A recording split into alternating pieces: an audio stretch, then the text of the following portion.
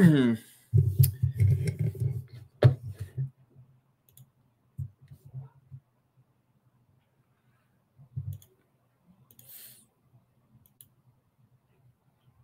what a crazy day for HKD, all the way up to 255s.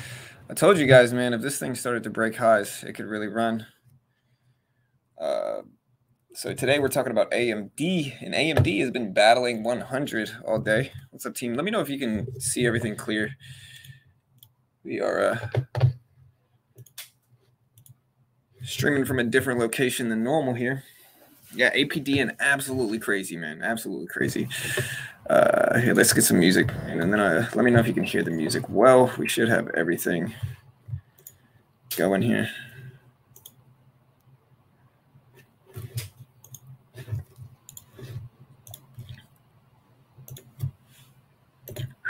Hey, what's up, Camilla? All right, guys.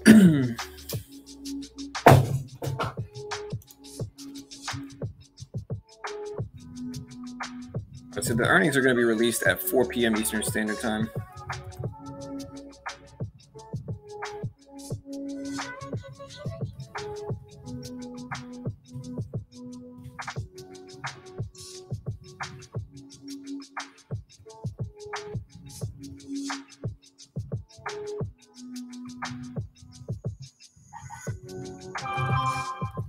All right, guys. So yeah, AMD earnings are to be released at 4 p.m. At 4 p.m.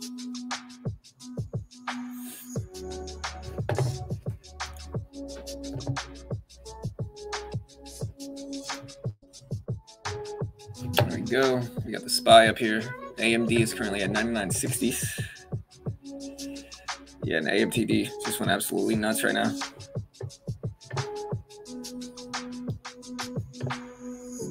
Hey, what's up, Joe?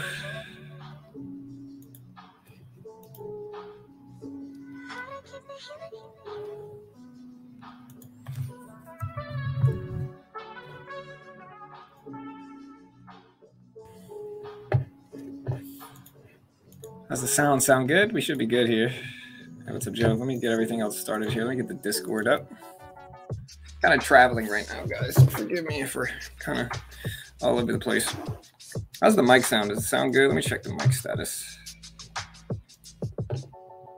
Here we go. Mic sounds good. Headphones look good. All right, nice.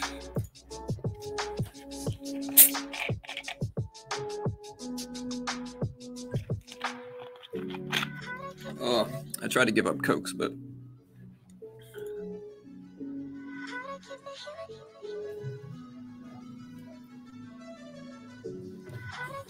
yeah, look at AMTD. What's weird is that HKD ripped up without HKD ripped up without AMTD, which is very strange.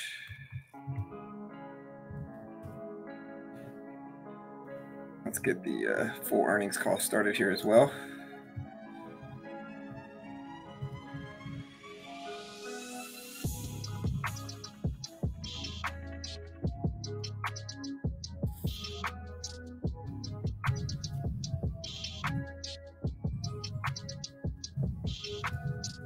All right, guys. So yeah, also gonna get the newsletter out as we do. We might not be able to do the newsletter today, I don't think.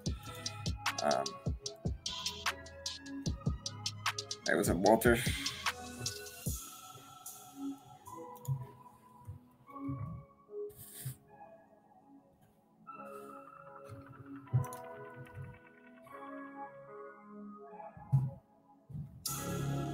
How much do y'all think AMD earnings are going to affect it? We're also going to be doing our daily Twitter poll as we do here.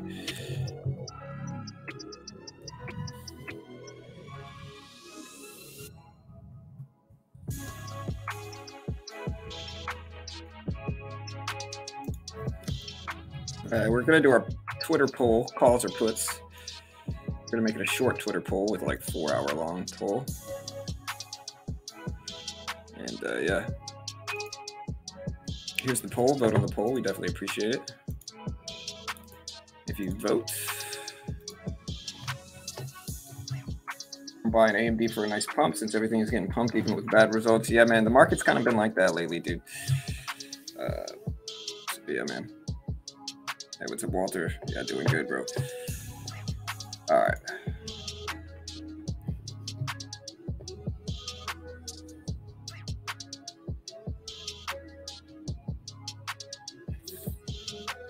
See, AMD just under $100 here. And again, we're going to do a poll on this stream as well as we do here too.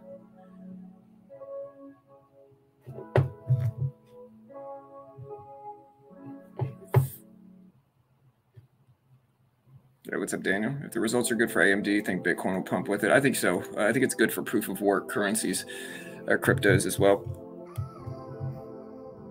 Bullish or bearish on AMD earnings? Cool. Bear. We're going to do one of these polls like we are known to do here. Bullish or bearish? And so, yeah, let me know if y'all are watching AMD, what you're interested in.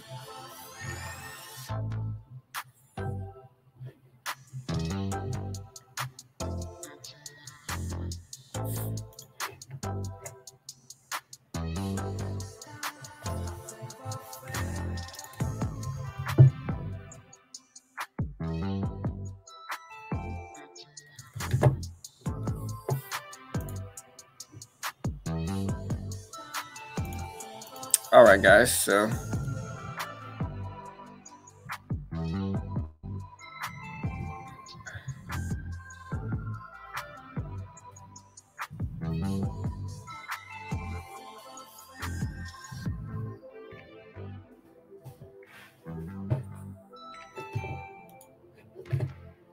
what's up, Daniel? All right, guys, so yeah, man, I think the real crazy one today is HKD. Sorry, a little bit higher on my monitors than we're used to. You see HKD, man, what a ridiculous move here. What's weird is that it's trending against the AMTD stock that owns 90% of it.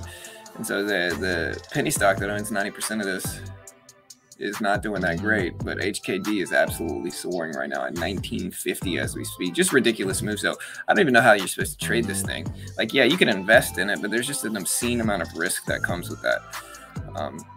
You know, the spread right now alone is, you know, over $100 or no, less than $100, but still spread's about 65, 70 cents. So there's $70. And so just when the spread is that big, I think there's risk here with HKD. But listen, if y'all are making money, yeah, for sure. I like AMD, NVIDIA, Intel as well long term. Those are some of my favorite plays. You know, this trade what you know. And as a gamer myself, you know, I tend to like those. So we'll see what happens with it. But again, vote on the poll right now. So far, we've got 15 votes. 60% are bullish, 40% are bearish. AMD $100 calls up 70%. Christmas special at 410 expected number 6.5 up 69.5% year-over-year revenue adjusted EPS. Hey, good luck, Joshua. Hope you make some money, dude.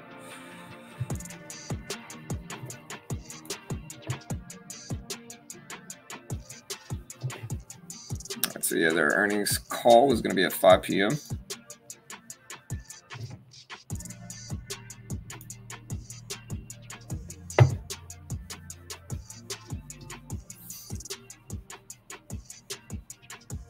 Yeah, so it's going to be at 5 period. Yeah, it's going to be at 5 p.m.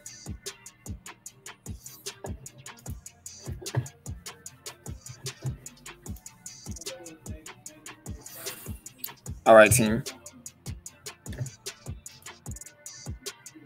All right, guys, we got about 17 minutes. And again, so basically the way this is going to work is at 4 p.m. Eastern Standard Time. That's when the actual earnings are going to come out.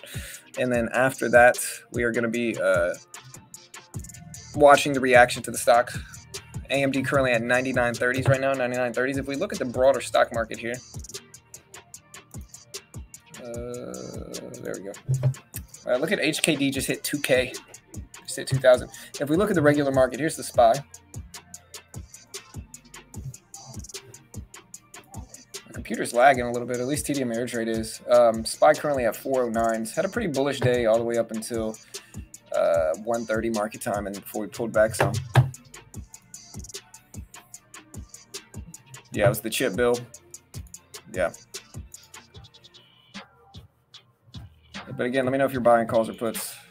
We did get 33 votes on our poll so far, and just in the last 10, 15 minutes, we got a few votes. So we got so far, just in terms of judging sentiment here, AMD has 57.6% call options. That people, basically 55% are saying calls, 44% are saying puts, 56% calls, 44% puts. So yeah, most people are bullish on AMD so far. And AMD is one of those stocks that I genuinely like long term.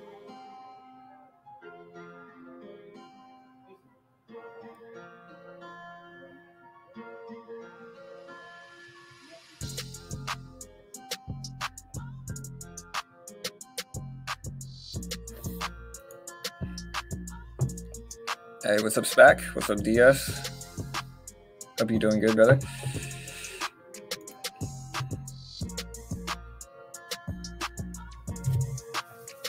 All right, guys. So yeah, so AMD pumping up to 99.50s here. Again, I do see this short-term range for AMD. Dude, I wonder why I'm getting so much lag on this computer. Look at this. Is this normal? You think this is from my internet? My internet's actually pretty solid here. Look at all this lag. Could be TDM air trade.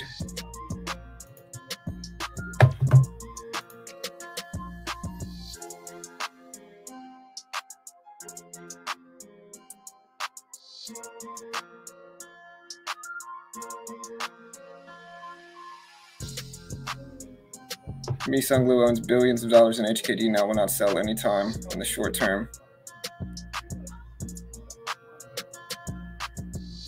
AMD at 99.4. Hey, hold on one second, guys. I'll be right back. I'll be right back.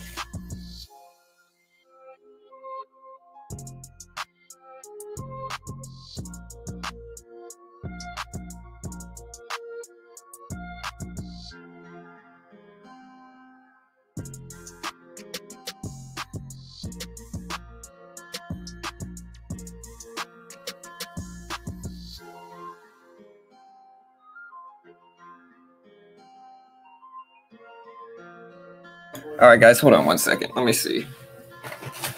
Oh, man.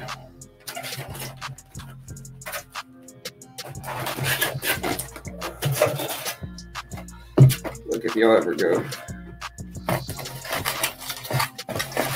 All right. If y'all are ever in Baton Rouge, go to Serap's.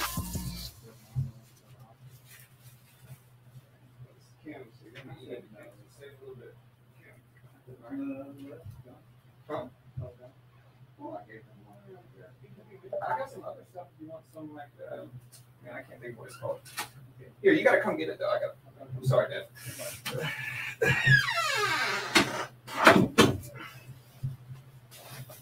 All right, guys. Sorry, kind of doing family stuff over here. I'm in Louisiana right now for family reasons. One of my family members' health is not doing great, and so we're here visiting, kind of, visiting my grandmother when she's not doing that good. So, oh, this is the largest squeeze ever. No, has to be. Well, I guess it could be considered that. Regarding HKD, the only thing about it though is that it's just not the same because the range is noticeably small, or the volume is lower, right? And so HKD might, but I think when we look at HKD here,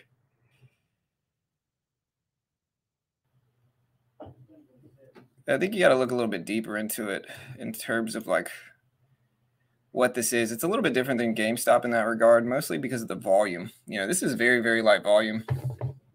I also think this is a different type of share here.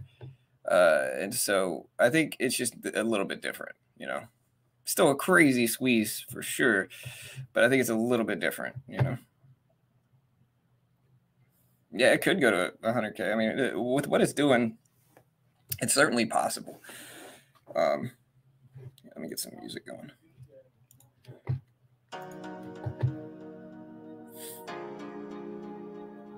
All right, guys. So yeah, AMD at 99.3s right now. So AMD is moving, but yeah, HKD at 2.1K here.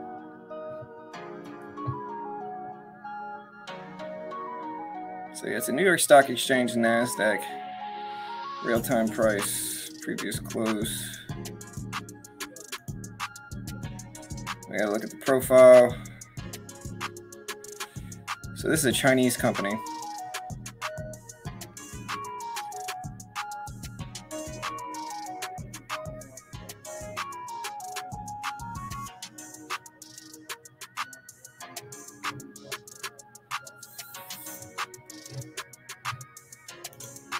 Yeah, I don't know anything about HKD, to be honest. Nothing about it. So I think it's a little bit different in terms of like GameStop, because like GameStop was really high volume. This seems, to be honest, more like a pump. You know, like the volume's very low, right? So unless the float, and then we can look up the float here, but this is just different. You know, to be honest, I don't understand how it's squeezing up as big as it is. So somebody is taking some big size. You know, it's not really a shortable stock. The volume is not really that good in the whole squeeze momentum anyway. So it's just strange.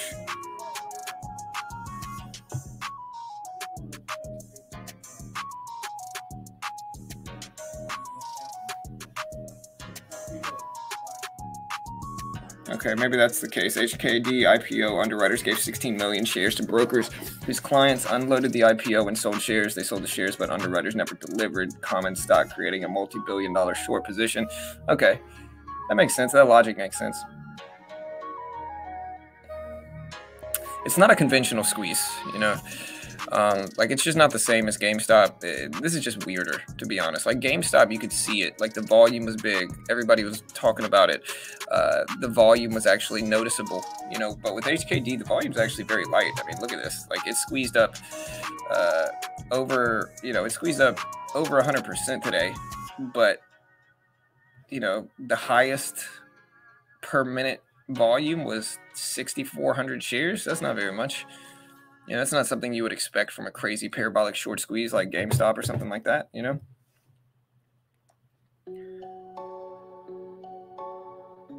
Too many bullish on AMD earnings. I am very nervous about the calls. I'm one. Should I hedge with puts? I'm not sure, Chris. Do your thing, brother. I don't like telling people what to do in that regard. Again, just as for AMD, I'm not sure.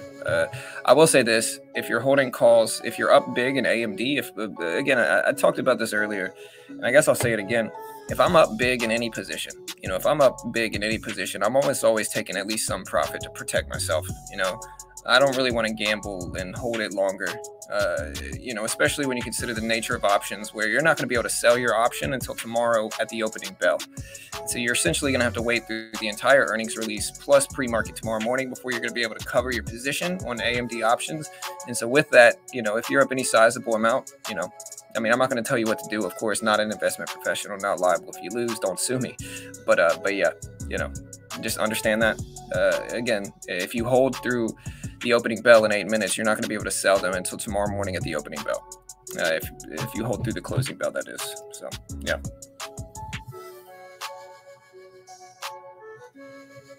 Man, it's rough.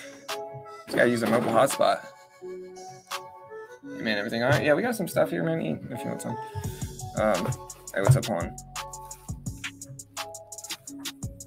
Yeah, man, nobody listens to me, man. I told people this morning what was going to happen with AMTD. I've seen it happen too much, you know, where everybody gets really hyped up about a stock in pre-market, and then after pre-market ends and the opening. Here, Dad, close the door. Yeah, he didn't even close the door. Yeah, I don't mess with options either. There's too much risk.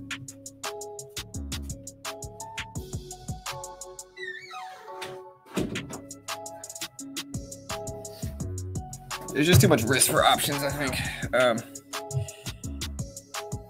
I mean, it depends, man. If you can buy shares directly, sure. You know what I mean? Buy the shares. But if you don't have that much money, options are a useful trading vehicle to, you know, hedge things with, to short things with if you can't, with a margin account. And so there's some reasons for options. But I think a lot of people gamble with them, and that gets them in trouble, you know? All right, guys. I'm bullish, Chris. Yeah, I'm definitely bullish on AMD.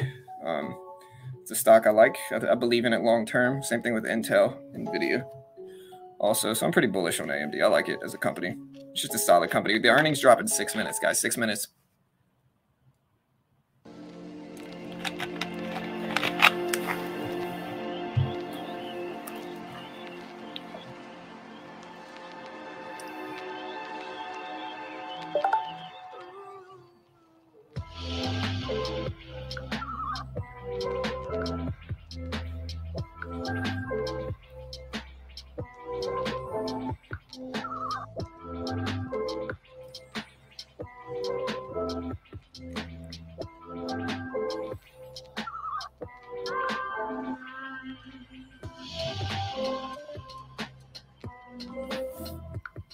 All right, guys. Yeah, hit that like button. Y'all bump the like button up. We got 20 likes. We can do better than that, guys. So hit that like button if you haven't already. Again, the earnings drop in about 4 minutes. 4 minutes. So hit that like button. Let's grow. Hope you're all right. Yeah, John, 90% of the shares are in the lockout period, and there's not enough shares left for shorts to cover. Level 2 only shows 100 share orders at a time. No big orders to get out. Yeah. So nobody can get out. You can get in, but you can't get out, basically, of HKD.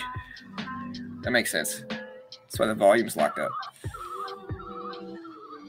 Yeah, we're going to be covering the earnings for sure. We're going to be covering all the other earnings, SOFI earnings today as well.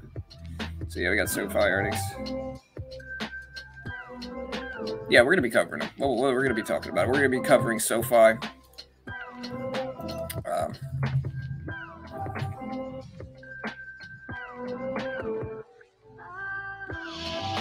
Yeah, don't worry.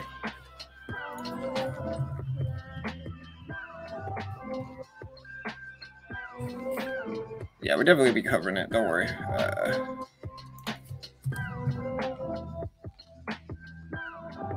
4 minutes, guys. 4 minutes. We're gonna be dropping it as soon as it comes out, as we do. I like Bullish. I like SOFI. Again, I don't know whether any of these. Even I'm bullish on AMD, but of course I don't know if it's gonna go up or not. Nobody does, you know. So like we're watching AMD, we're watching SOFI, but I don't know if it's gonna go up. I hope it does, you know. Maybe it does, maybe it doesn't, but either way, you know. We're still pretty bullish on it, but either way, you know.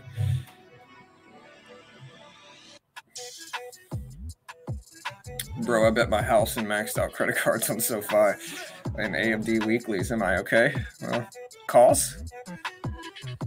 I don't know, bro. Good luck, man. I don't know. Let's take a look at the long-term chart for some of these. SOFI dipping down to 640s. AMD. Again, here's the one-year chart on AMD. I think AMD has long-term extension in its favor, but short-term extension, if we're just judging how many green versus red days, 1, 2, 3, 4, 5, 6, 7, 8, 9, 10, 11, 12, 13, 14, 15. In the last few weeks, you know, AMD's only had 3 red days, so short-term extension might be a little, up there for AMD. As for what they're going to show for earnings, again, I really don't know. We're going to react to it as it happens here, but I'm not sure what we're going to show, of course, and we'll just have to wait and see. We got 3 minutes, guys, 3 minutes before the AMD earnings drop. We're also going to be covering the full AMD earnings call today as well. I'm looking at that $100 sympathy level.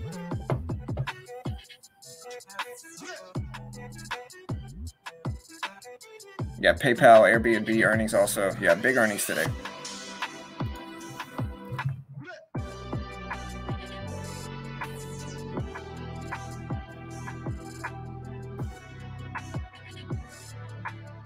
All right, guys, so AMD down at 99.30s, 99.30s.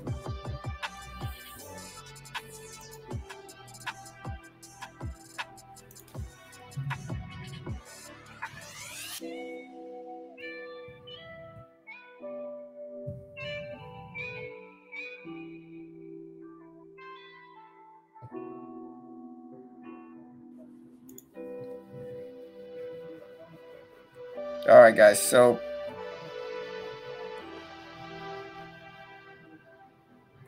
all right, guys, we got 2 minutes here, 2 minutes until the earnings drop. Again, AMD's at 99.30s, 99.30s.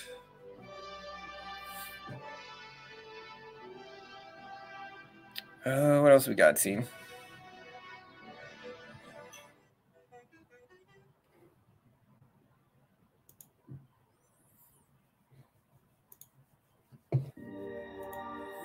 99.30s. Again, PayPal. We're going to be dropping all the big ones as they come out. Don't worry. AMD versus NVIDIA. Not a good sign. All right, guys. Less than a minute. Again, we're putting our platform up so we can drop these numbers as soon as they come out.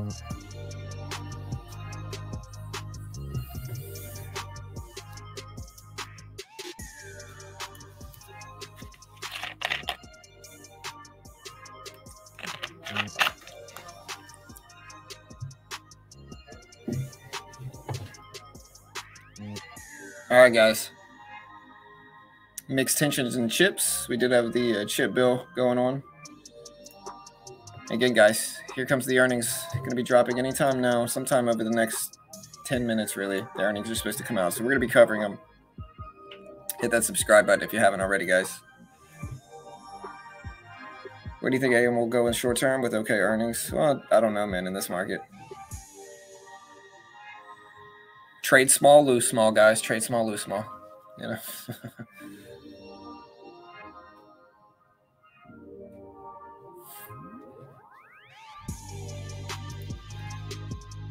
All right, guys. So yeah, so far, there's the closing bell, guys. So the market just closed here. We're gonna look at AMD on the short term. We're gonna look at SOFI on the short term as well, and we're gonna drop all this stuff as it happens. AMD currently at 99.40s. SOFI ramping up right at the closing bell here. We'll see if we have any results. Not saying anything for AMD yet. Nothing for AMD yet. We're gonna look at SOFI. Been some big reactions here, and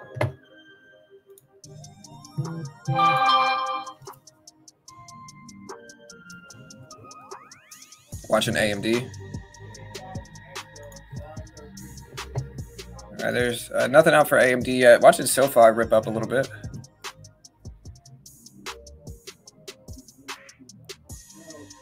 Nothing yet. We got SOFI. We got AMD. Also looking at PayPal. Nothing out for PayPal yet.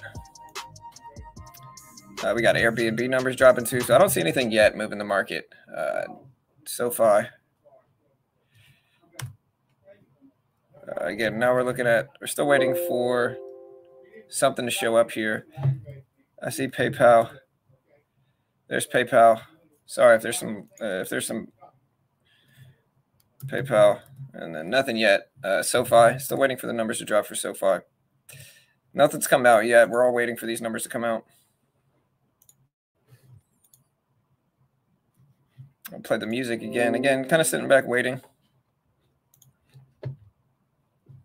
SOFI has had the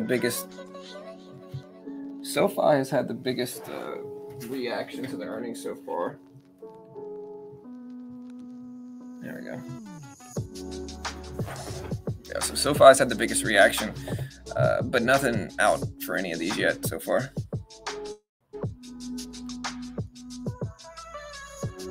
Again, SOFI's at 640s. We got PayPal. Still waiting on AMD. PayPal, nothing yet. Airbnb, nothing yet. Or Airbnb looks like they might have just dropped their numbers here. Let's go ahead and cover those real quick. If we get anything else that shows up before then, let me know. But here's Airbnb. Big reaction to Airbnb numbers. Still waiting to see if we get the results here for this one.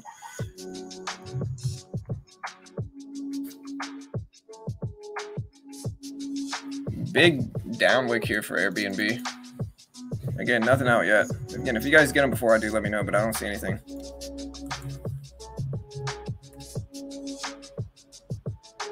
Airbnb is almost certainly out. We're just kind of late to get them, I'm assuming, unless somebody took a big sizable position.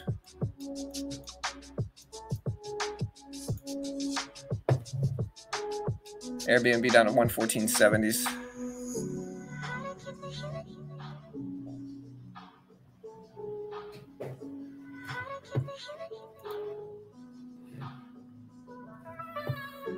All right, so yeah, Airbnb's moving here.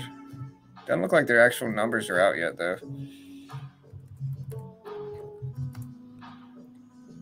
Back up to 116s. Still waiting for PayPal numbers to drop. Still waiting for AMD numbers to drop. Nothing yet. Big activity here. AMD up to 99.40s. Airbnb's had the biggest reaction so far post-bell. Here's Airbnb. We do have PayPal today. Nothing for PayPal yet. We do have SOFI. Nothing for SOFI yet. Waiting for, but again, we can see Airbnb move here.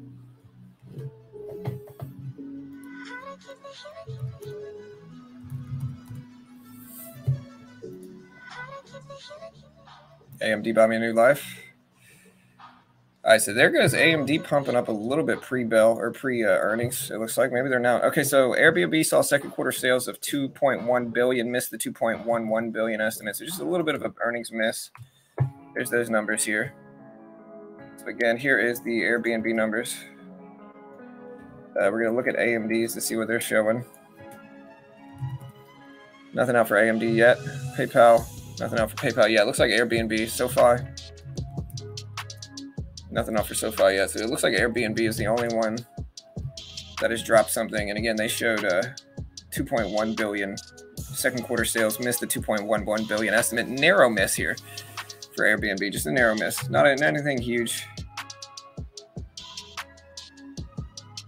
But again, you can see the numbers right there. Yeah, AMD at 99.5s. Michael Saylor is leaving as MicroStrategy CEO. Wow, that's big. All right, so here is the full numbers here for Airbnb. There you go. That's the full numbers for Airbnb. Again, 56-cent beat, 44-cent profit, sales of 2.1 billion, missed the 2.11 billion estimate. Nothing yet for anything else. That's the Airbnb numbers. They're reacting pretty negatively to this. Nothing for SoFi yet. Nothing for PayPal. Yeah, do we have a time that AMD is supposed to release? Is it at 4:30? And then the earnings call is going to be at 5.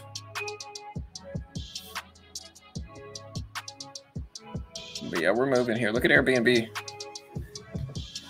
We got about 460 people here. So if you haven't already, guys, hit that like button. Hit the subscribe button. We certainly appreciate it. Starbucks. All right, there we go. AMD just dropped. AMD just dropped. Again, we're going to be covering it as soon as we get it here. A big bearish reaction to AMD here. Big bearish reaction so far.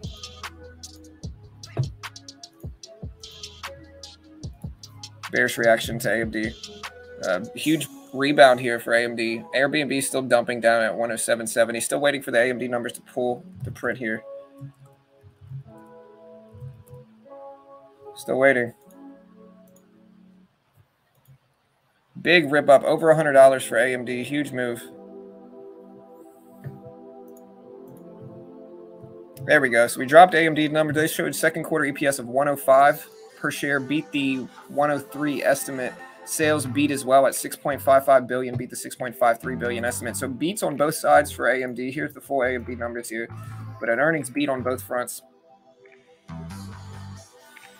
And AMD's reacting super negatively. What a weird market, bro. It must be guidance related here. Let's see if we can find something else for AMD to show why we're reacting so negatively to this. Again, we posted better than expected results. We posted second quarter EPS of 105 per share, beat the 103 estimate. Sales of 6.55 billion, beat the 6.53 billion estimate. And so, you know, not sure why AMD's dumping down. It must be guidance related, I'm assuming here. Airbnb flushing as well here. Look at this. But AMD all the way down to $90 a share. $90 a share. Weird, dude. It had a beat. It beat on both metrics. I mean, guidance is always potentially the problem here when this happens, but strange, unusual. Let's dig through the earnings report and see if we can find something. Just strange though, man. All right, so we're starting to bounce back. We went right down to $90, bounced up about $4 a share, $5 a share. Bro, this market doesn't make any sense sometimes, man. And that's okay, you know. All right, AMD pumping back up to 94.60s. But yeah.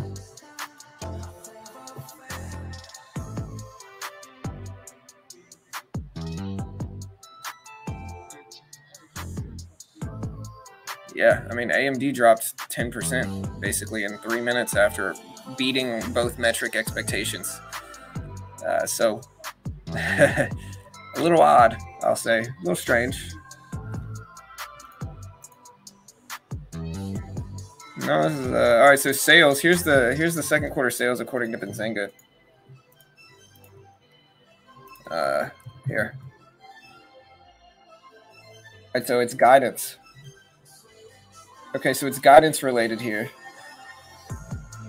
It's guidance related, but the guidance doesn't seem terrible either. Okay, so like, all right, so AMD saw second quarter adjusted EPS of 105, beat the 103 estimate, sales of 6.55 billion, beat the 6.53 billion estimate. They saw third quarter sales, which is guidance related, at 6.5 to 6.9 billion versus 6.8 billion expected. So I mean, it is on the lower end, but it's still on par with expectations. They also saw fiscal year 22 sales of 26 to 26.6 billion versus a 26.18 billion estimate. So on par with expectations, better than expected in both second quarter EPS and sales. So better than expected there, slightly better, but better nonetheless. Airbnb rebounding all the way back up to 111, by the way. But yet, so we did better than expected on second quarter. And then when we showed to guidance, which is quarter 3 sales and fiscal year 22 sales, it was on par with estimates. It might have been on the lower end on one of these metrics, which was the third quarter sales metric. It was on the lower end of on par, you know, with expectations. But the fiscal year 22 sales was actually on the higher end, you know, of expectations, showing 26 to 26.6 billion versus 26.18 billion expected. So kind of middle ground there. I'm not sure why AMD is moving like this. There's a lot of wicks, and so we do have some indecision. I mean, you can see these big up wicks, so we do have some indecision. While we're saying this, Airbnb has rebounded all the way back to 113s. And so, yeah, super interesting. But we can go ahead and look at SOFI here. SOFI did drop their numbers, but I'm not even showing them yet on my end.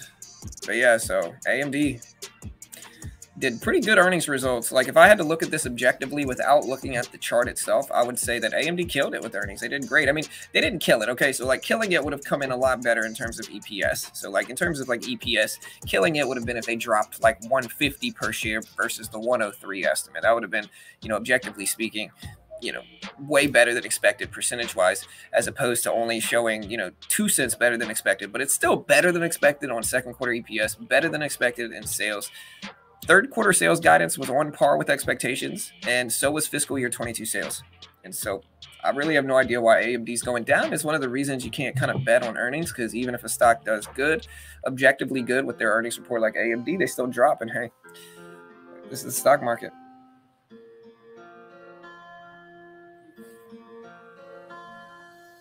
Yeah, maybe Daniel. They lower their estimated EPS. Okay, gotcha. Yeah, welcome to Las Vegas. Hey. Hey, nice. Yeah, we appreciate it, guys. Thank you, team.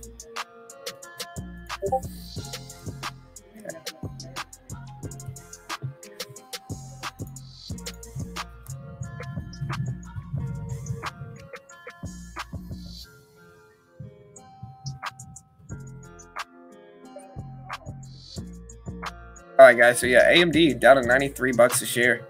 Let me know if you're buying this up. Let me post these numbers here too. I should probably post these to Twitter.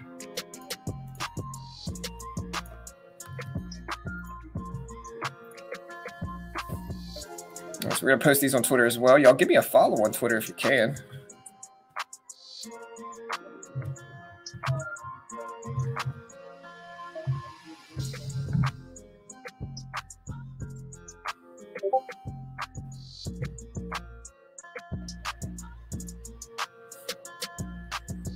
Yeah, man, AMD ramping up at 93.60s, 93.70s.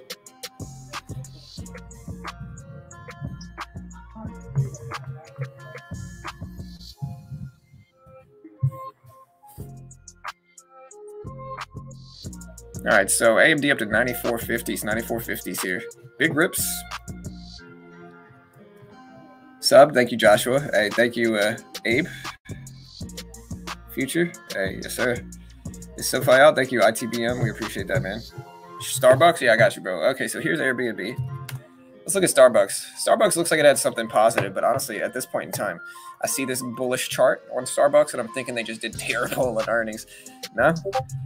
Starbucks posted third quarter EPS of 59 cents, which missed the 101 year over year. Sales of 7.6 billion, missed the 8.1 billion. So Starbucks missed on both metrics. And guess what? It's going up. Honestly, this market's crazy. You know, But hey, you got to laugh at it sometimes. This is the stock market, guys. Starbucks at 84.90 is doing really well after missing on both metrics. So AMD killed it, did better than expected, and on par with expectations with every single thing it dropped. Yet it's still down pretty heavily since the earnings release. You know, honestly, I said that kind of jokingly, like, hey, with this current market, Starbucks is probably missing on both fronts. I said that kind of without really expecting that to happen, and it actually did happen. You know, Starbucks missed on both fronts, gapping up from their earnings release. PayPal, yeah, I got you, bro. PayPal is currently at 88.50, so it's down. And so again, I'm going to go ahead and assume they had great earnings. Halfway joking, kind of halfway here. I don't think PayPal dropped theirs yet. They're probably dropping theirs at 4:30. I'm assuming maybe. Let me see. I can check other sources here.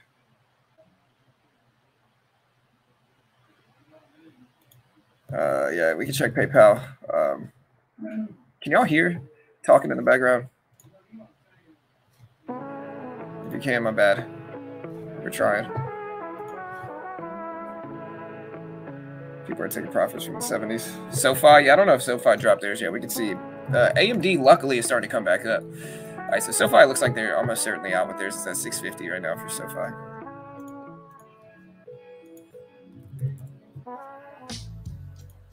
All right, so SOFI reported second quarter 2022.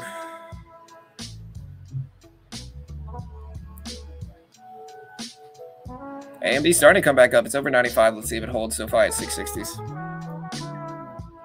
PayPal's lame now. SOFI posted GAAP, which is generally accepted accounting principle, net revenue of 363, up 57%. Adjusted EBITDA, which is earnings before interest, taxes, depreciation, and amortization, is up 20 million, up 81% year over year.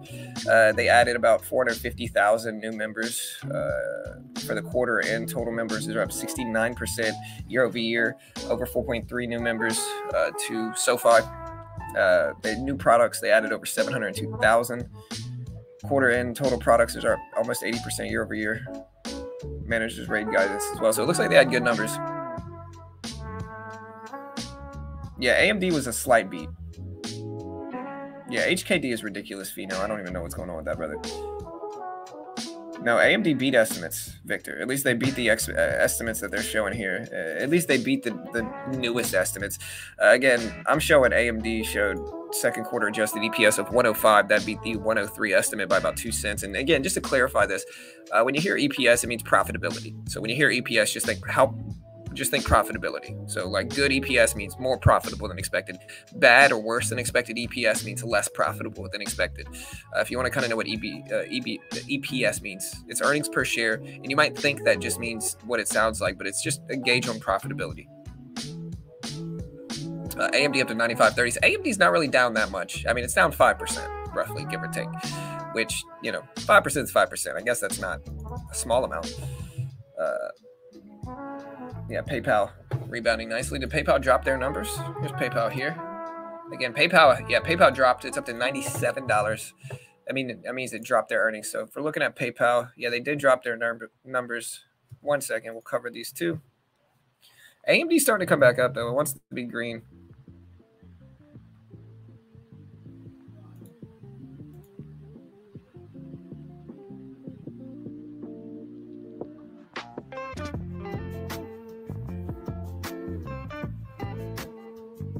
All right, so TPS Software announces the release of new functions. So yeah, PayPal numbers are out. We gotta read through the earnings report for PayPal, but it looks like they were. I mean, at this point in time, I'm expecting PayPal to just miss on everything because they're ripping up huge, and so that can only mean one thing in this current stock market is that they missed on everything. Halfway joking, guys. Halfway joking. Let me see if we can find the real PayPal numbers.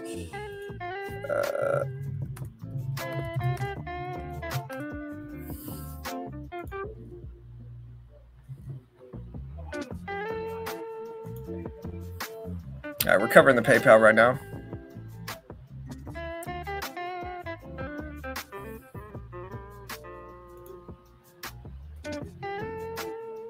All right, so PayPal dropped their numbers. GAAP EPS of 29-cent loss per share compared to $1. profit per share in the second quarter of 21 and non-GAAP EPS of 93 cents per share compared to 115 in the quarter 2. So yeah, I mean GAAP, which is generally accepted accounting principles, EPS is down from last year, and PayPal is up big to $98. Operating cash flow of $1.5 billion, up 12%. Free cash flow of $1.3 billion, up 22%. For PayPal, net revenue of $6.8 billion, up 9% and 10% on a FXN neutral basis. Excluding eBay, revenue grew 14%. PayPal flying up at 98.30s here. AMD testing that previous closing price now. So yeah, AMD starting to test that previous closing price. Yeah, PayPal's oversold. That makes sense. Does Intel not move after hours, wanting it to drop? Well, Intel's already extended pretty heavily on the downside from the earnings report that they did a few days ago. Hey, thank you, SPAC. What's up, A1? SOFI beat on the way to profitability.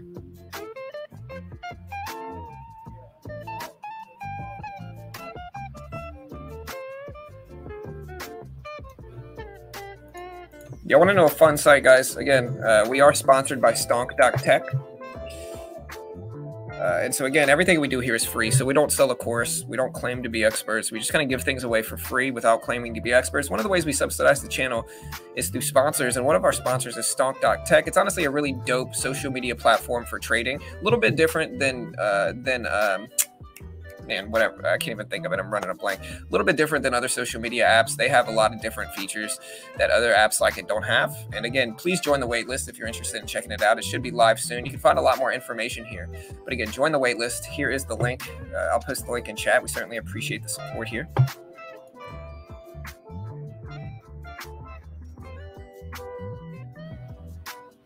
When is Oxy? We can see if Oxy's is out. I don't really follow OXY as a company that much. They did release their numbers already, though. This is relevant to energy, but I'm not sure what Oxy's numbers are here.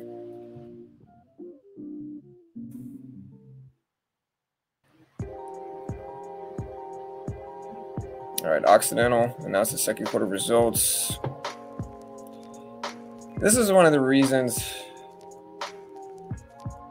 All right, so yeah, I can't find the data for Oxy. AMD rejected, and again, okay, guys, so listen. In terms of technicals, there are a few levels that you should always pay attention to in a chart. One of them is the previous closing price, and if you look at AMD's chart, it shows you exactly why you should be paying attention to it.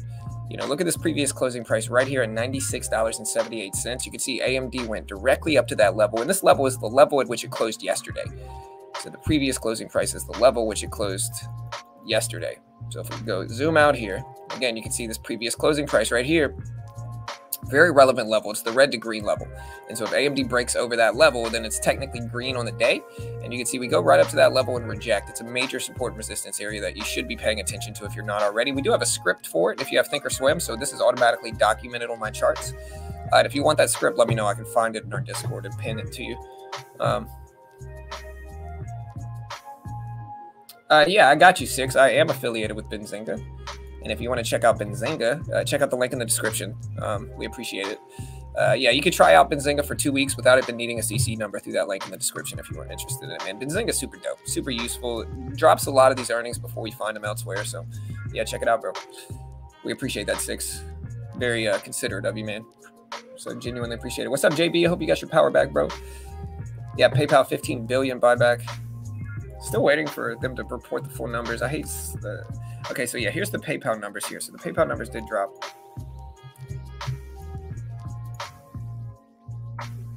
Here's the PayPal numbers. 93-cent EPS beat the 86 estimate. Sales of 6.8 billion beat the 6.78 billion estimate. So PayPal beat on both fronts. Honestly, with PayPal, this is kind of more what I expected from AMD, to be honest.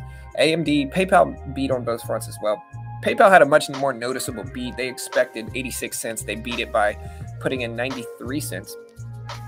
And so PayPal beat a little bit by a larger margin. PayPal just broke highs as well, up to 99.5 cents. But their sales were pretty solidly over expectations here. Their sales were 6.8 billion. Noticeably beat the 6.78 billion estimate. Noticeably beat that estimate here. So those are the numbers right now.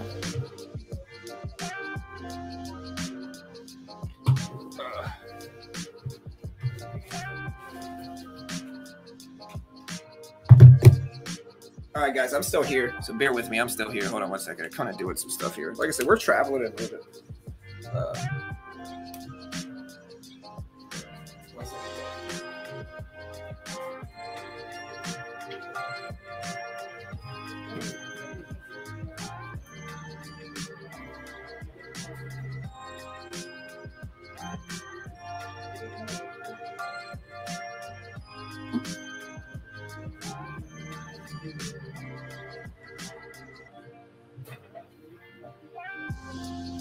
All right, guys, we are back. There we go. SOFI, looking for a better day tomorrow. Yeah, appreciate it, Six. Hey, thank you, man. I appreciate it, dude. Intel might go up tomorrow. Doesn't look like AMD eat much of Intel's lunch. The overall market is, yeah, possibly SKLG. PayPal ramping up, guys. Let's see if it breaks 100 here. AMD still consolidating under $95 level. SKLG. Yeah, I don't see anything here, bro. What is this? CT. Not sure what this is, man. Here's PayPal. PayPal flying up at 99.3s. 99.3s for PayPal. AMD up to 95 bucks. 95 bucks.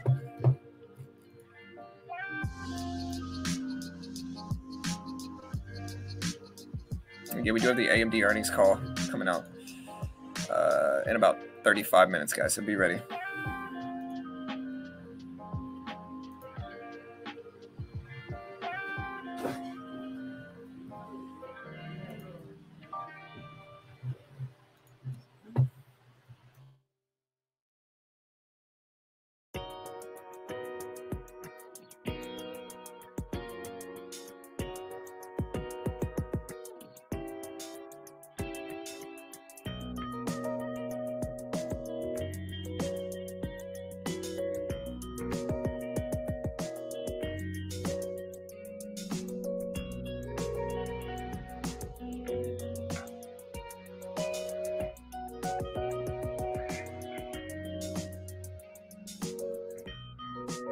All right, guys. So AMD is at 95 bucks. Yeah, I don't even know what that is, though, CT. I'm not sure what stock that is. Even if AMD raises guidance, market won't believe much of it. Large cap and mega cap tech will lower their forecast very soon once Fed tighten more than the market expected. Yeah, so the CPI data drops next week, I believe, as well. And so I think there might be some apprehension in that regard.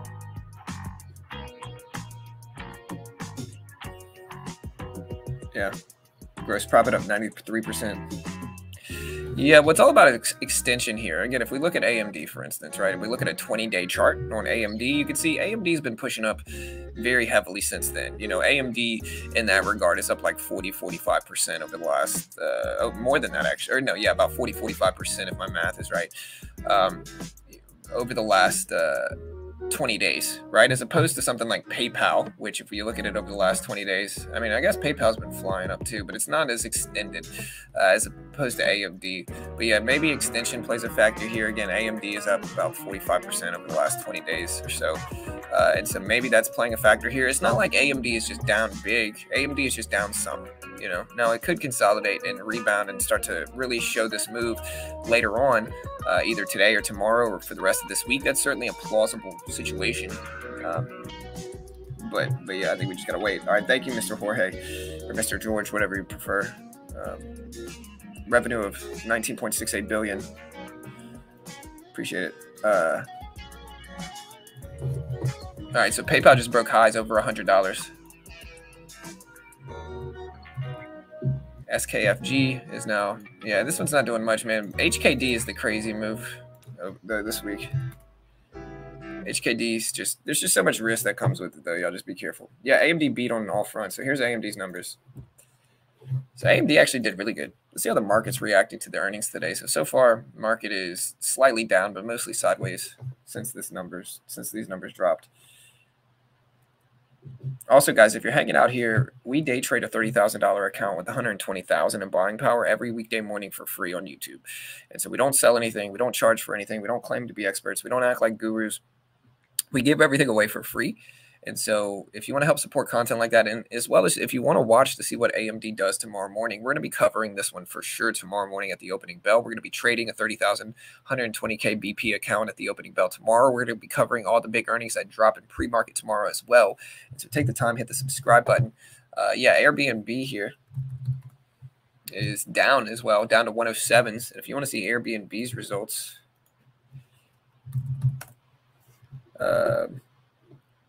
Airbnb kind of dropped more data than anybody. They saw third quarter sales of 2.78 to 2.88 billion versus 2.77 billion estimates. So Airbnb slightly beat earnings as well in terms of third quarter sales guidance.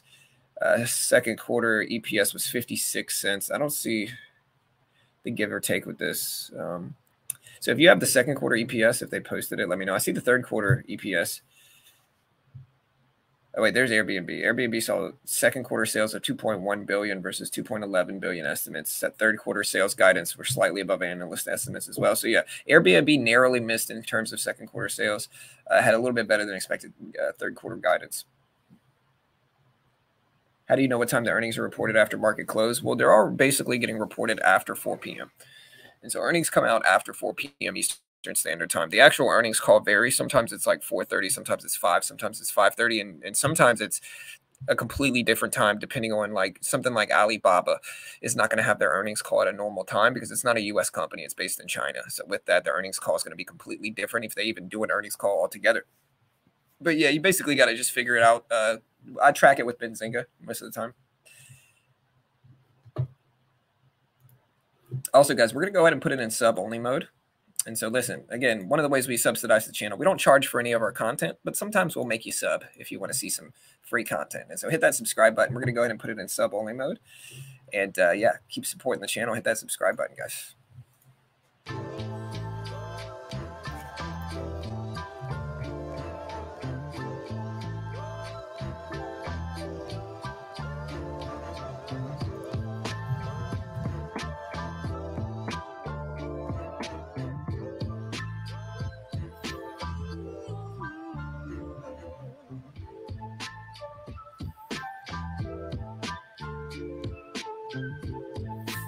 All right, guys, AMD still consolidating here. We have built up some support. Airbnb is kind of testing this 106 level, so that's not really looking that great.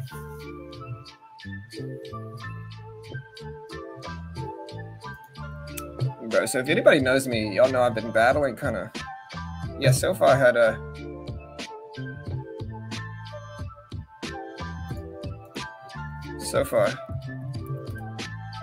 SOFI did drop their numbers. SOFI dropped, what was it? Second quarter EPS of 12-cent loss per share, beat the 13-cent loss estimate. Sales of 356.09 million, beat the 346.48 million estimates for SOFI. So SOFI slightly beat. So here's SOFI's numbers too. I'll put that in the chat. You do a quick summary recap of all of them? Yeah, I got you, bro. Okay, so AMD had a earnings beat in terms of EPS, a slight beat. They beat by 2 cents, but they dropped second quarter EPS of 105 per share. Profit beat the 103 per share profit estimate. Sales of 6.55 billion, again, narrowly beat the 6.53 billion estimate. In terms of third quarter guidance, which is what quarter 3 is, since it hasn't happened yet, it's coming in at 6.5 billion versus 6.9 billion, or 6.5 to 6.9 billion is what they showed for third quarter sales guidance versus 6.82 billion expected. So maybe on the the lower end, but still on par with expectations in terms of third quarter sales. They saw fiscal year 22 sales, so a little bit more guidance added to the current numbers that are already out at 26 to 26.6 billion versus 26.18 billion expected. So again, on par with expectations. This one's a little bit on the higher end, I would say. And so they basically came in either on par or beat expectations here for AMD. Airbnb, move over to that one. Airbnb showed... One second, guys. 1 second. We'll cover this. Airbnb posted second quarter EPS of 56-cent profit, beat the 44-cent estimate. Sales of 2.1 billion, missed the 2.11 billion estimate. So Airbnb showed mixed results. AMD just tabbed $96, by the way. We also had PayPal here, and PayPal dropped second quarter EPS of 93-cent profit, beat the 86-cent profit estimate. Sales of 6.8 billion, beat the 6.78 billion estimate. So if we look at PayPal, PayPal had beats on both sides. PayPal is just ripping over 100. SOFI is another one that we can go over. Again, SOFI showed Second quarter EPS of 12-cent loss beat the 13-cent per share loss estimate. Sales of 356.09 million beat the 346.48 million estimate. So SoFi beat on both fronts as well. Doesn't matter though, because SoFi is ripping up to 693s. SoFi also raised their sales guidance as well. So good guidance from SoFi. Slight beats in terms of EPS and sales. PayPal beat on both fronts. AMD beat on everything and came in on par with expectations for guidance. And then Airbnb missed, I believe, some. So yeah, those are kind of the recap.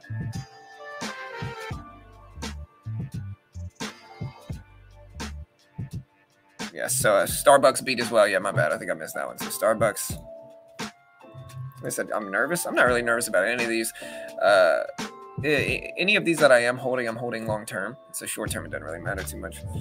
But yeah, Starbucks showed third quarter EPS of 59 cents, down from 101. What are the actual numbers for Starbucks? Okay, so yeah, Starbucks showed third quarter.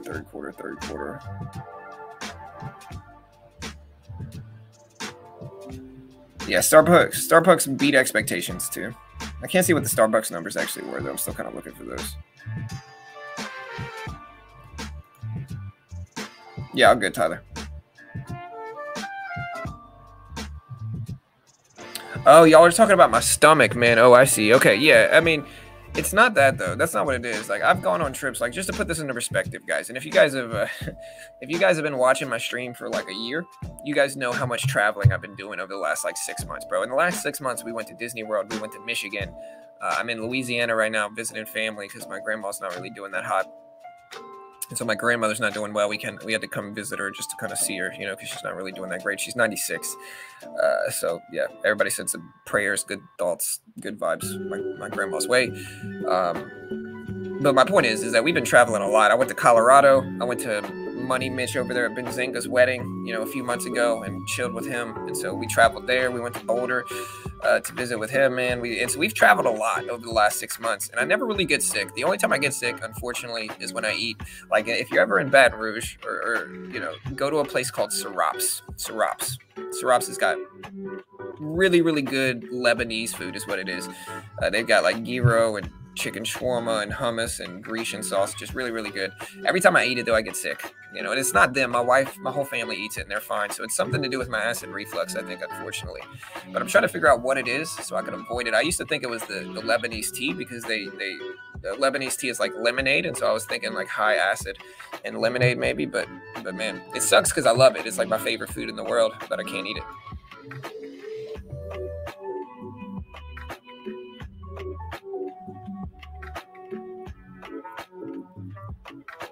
Got you, Amir. Yeah, SoFi flying up too, man. Look at SoFi at almost $7 here, ripped up to 7.18. Still waiting for AMD to correct. No, not Lake Charles.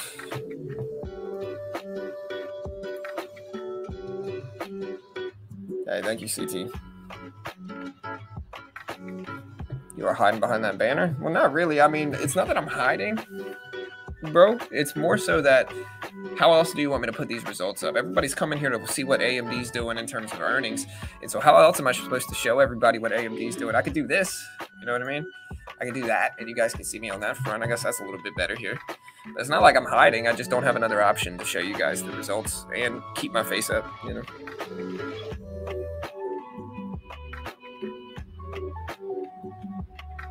Yeah, got you, Amir. Hey, I'm ready for it, bro. Listen, if I go to LA, I'm going to hit you up, dude. What do you think AMD will close at tomorrow? I don't know. Let's see what the poll said, man.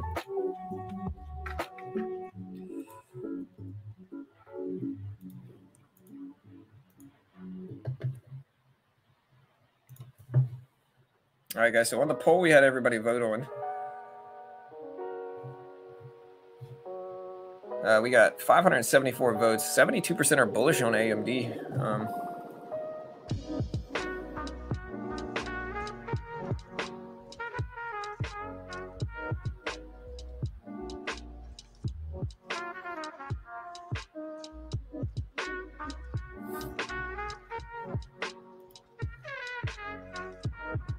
Oh, yeah, I was hiding, bro. I was hiding like a, you know. Yeah, I don't know, boss man. It's strange. Got you. I can never move from South Louisiana, bro. Listen, South Louisiana is my home, dude. You know, like that's my home. That's where I grew up. You know, I grew up in South Louisiana. The problem is that, you know,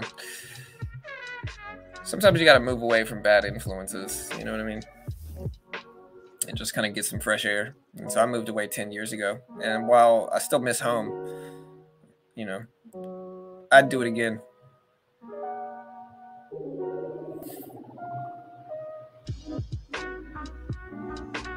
Okay, yes, sir.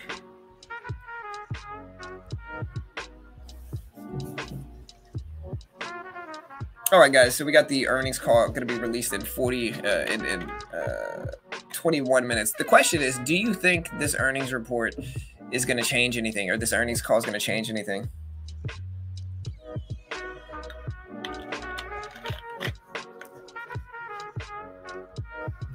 Do you think this earnings call is actually going to change anything in terms of these numbers?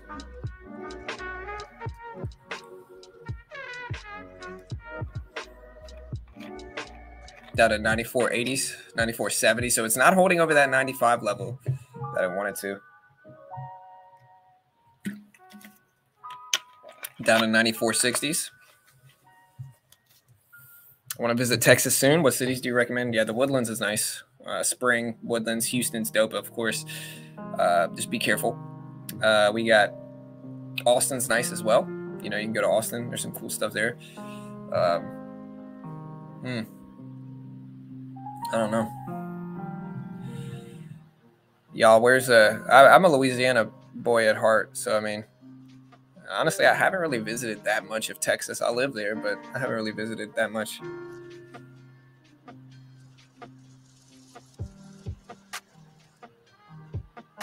Rally today, priced in these earnings, took some to profit. Yeah, that might be what's going on. Certainly plausible. I think it might have just been extended as well. I mean, look, if you look at a 20-day chart, this is a pretty extended chart, in my opinion. You know, this thing moved up big. You know what I mean? So it could just be extended on the way up.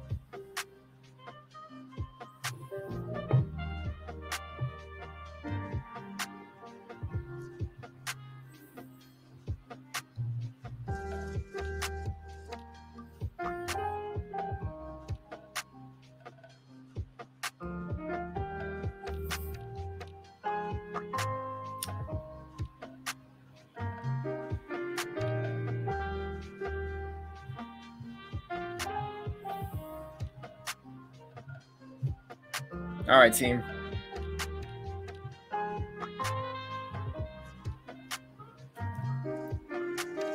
PayPal is lame now. I think crypto is eating PayPal's market space, man. I truly think that's kind of what's going on with PayPal. Is I think crypto is kind of eating away PayPal's market share. You know what I mean? Because okay, so put it like this, right? PayPal transfers money, right? What's the most effective way to transfer money the fastest at this point in time? It's cryptocurrency. And I think at this point in time, cryptocurrency might have some pretty high fees relative to PayPal. But I think over time, it's going to become more efficient. There's going to be a lot more ways to do it. And it's going to eat a lot of PayPal's business, you know, long term. And PayPal can buy some stake in cryptocurrency and say they support it. But I think the analysts are probably looking at cryptocurrency as a huge problem for PayPal long term as a company itself, right? And again, I might be wrong, but let me know what you guys think.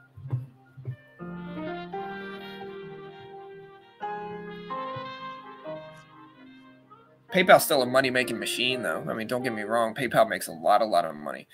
But over time, I think crypto is going to certainly eat some of PayPal's stake, or PayPal's market space. Don't know. I think they will keep chipping away at Intel's market share, and especially in the server and cloud space. I couldn't find any good prices on AMD calls. Yeah, APDN, man. Honestly, I was surprised APDN didn't move up as well, considering the crazy moves HKD stock did over the last few days. Yeah, HKD got up to 2,500s or more. And so I was surprised APDN didn't do bigger things relative to HKD, you know.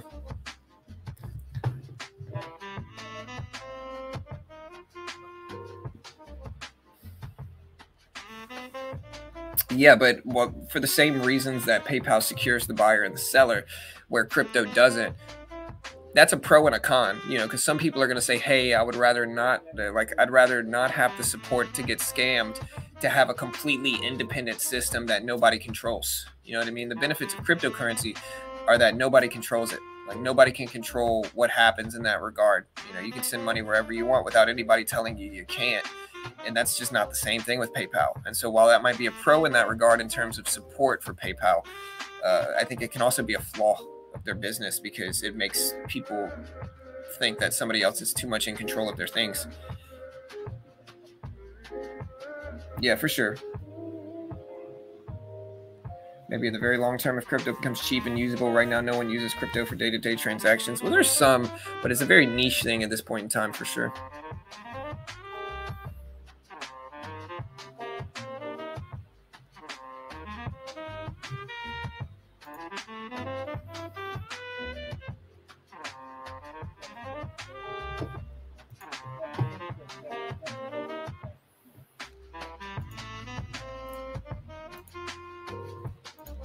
Yeah, what's up, Armand?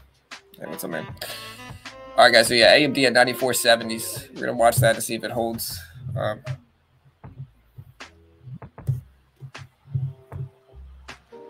Hey, thank you, man.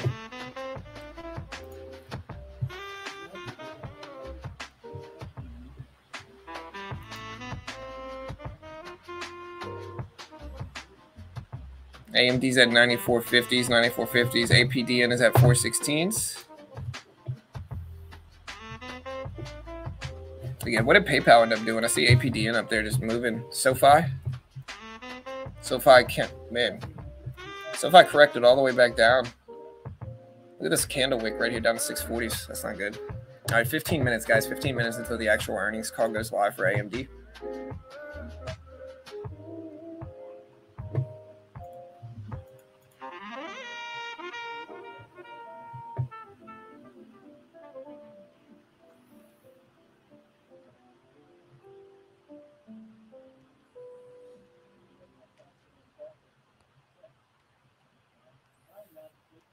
All right, guys, so 94.60s.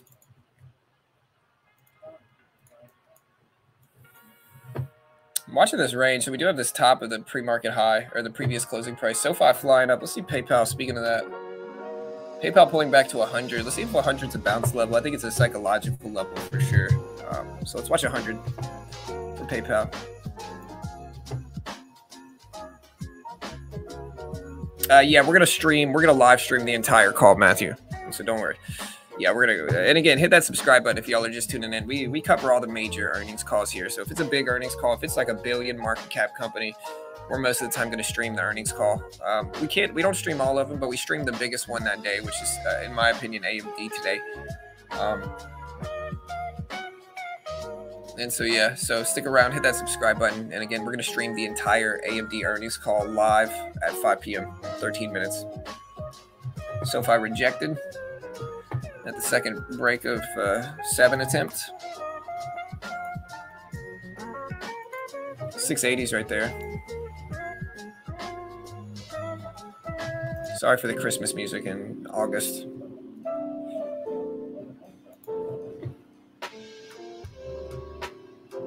Hey, thank you, Michael. Yeah, man. I mean, like I said, dude, what we try to do here is just make a free resource and community.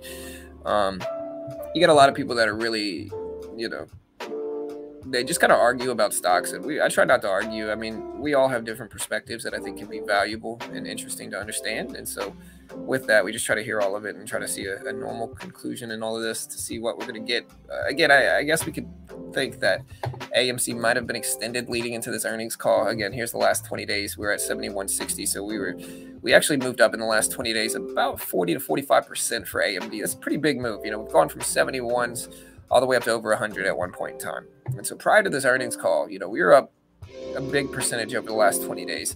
Now, it's plausible to assume that or it's logical to assume that we could just be extended heading into the open, and that after we stabilize from this earnings call, or from the last 20 days, I mean, we could assume that once we stabilize from this, maybe we're going to start moving up over the next few days with AMD stock.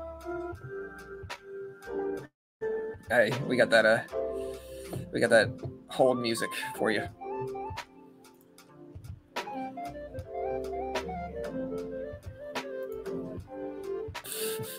Y'all know y'all kind of like it. Y'all are sitting there like, okay. Somebody pull out the ocarina, you know. Somebody pull out the flute. Would be a good idea to buy a call tomorrow morning. Well, that's all relative to the price tomorrow morning. I'm not sure. Depends on where it is for me.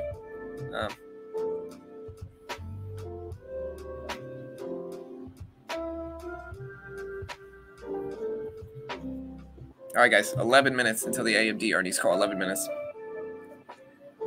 Robinhood. Oh, wait, did Robinhood have earnings today, too? I know they had it this week. Was it today? Ooh, it was today. I can see by the volatility. At least it looks like it was.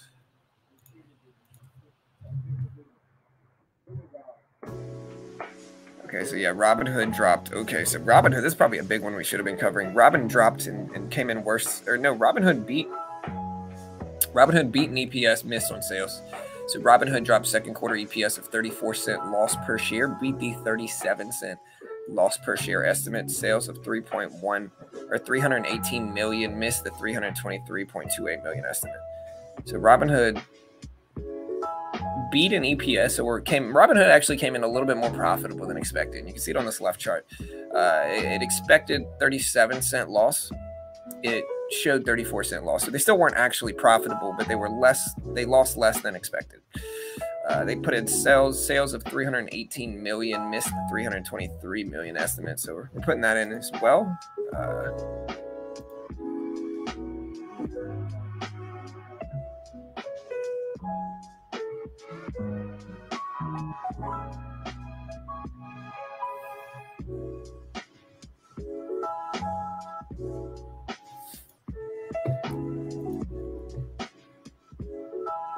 Yeah, Robinhood released a day early. Okay, gotcha. All right, guys, so AMD down to 94s, 94.70s. Again, 9 minutes until the earnings call goes live. We're going to be covering it here as we do.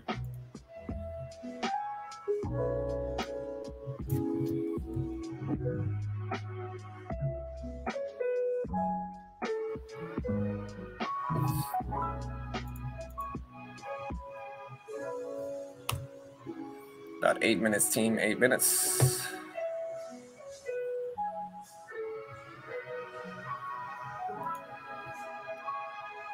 Hood, no volume. Yeah, I mean, Hood's kind of choppy. Again, Hood kind of posted, it wasn't mixed results. I mean, it was mixed results. So Hood posted mixed results. They dropped second quarter EPS, which was only slightly better than the 37-cent loss per share estimate. 34-cent loss per share, only slightly better than the 37 loss estimate. Sales of 318 million, missed the 323 estimate. So pretty mixed results here for Robinhood. I wouldn't expect them to make any crazy moves from that. They were fined 30 million by the New York regulator, who said crypto unit was uncompliant.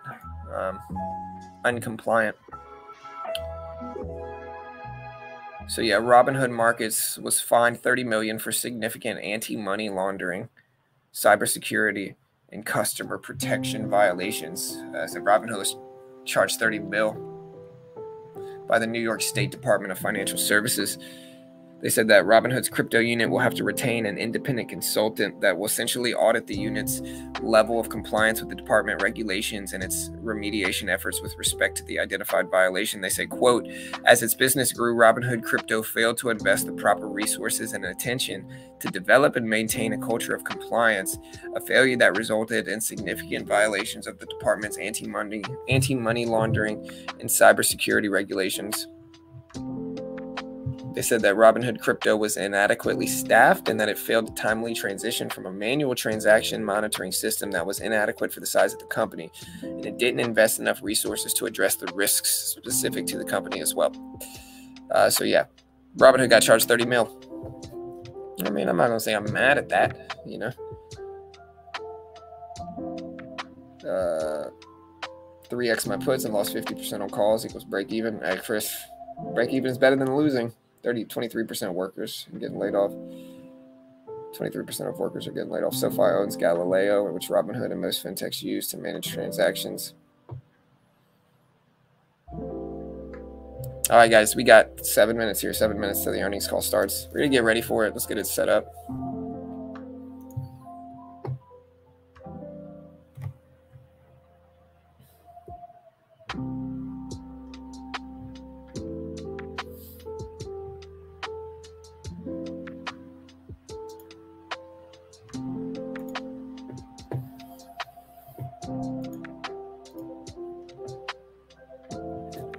All right, guys, I'm gonna pause the music here. Yeah, I'm gonna mute this for a second so I can get everything set up for the earnings call so we can get ready to listen to it.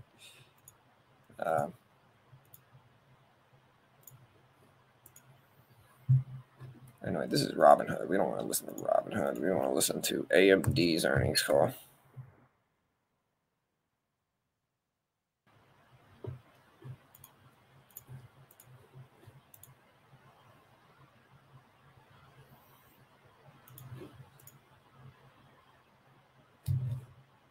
All right, guys, we're in the wait room for the AMD earnings call as well, which should start in 6 minutes. Yeah, SOFI's ripping up. What's 30 million when you lose 400 to 1.4 billion every quarter?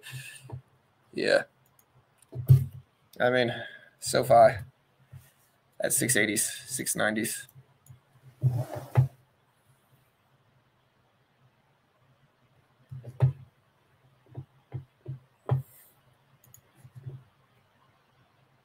We did get some votes in our AMD poll. It said calls or puts. We got 61.3% saying calls, 38.7% saying puts.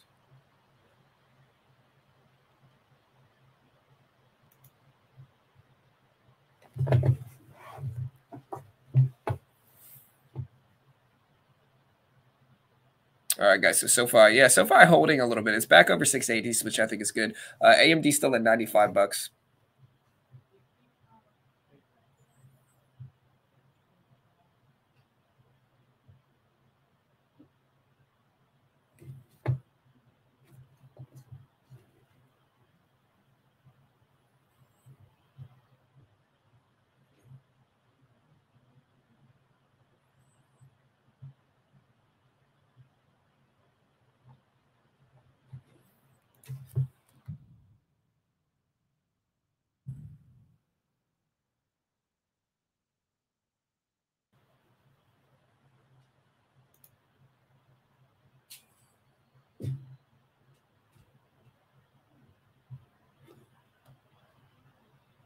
All right, guys. So yeah, AMD over 95s. We got 4 minutes. Team 4 minutes.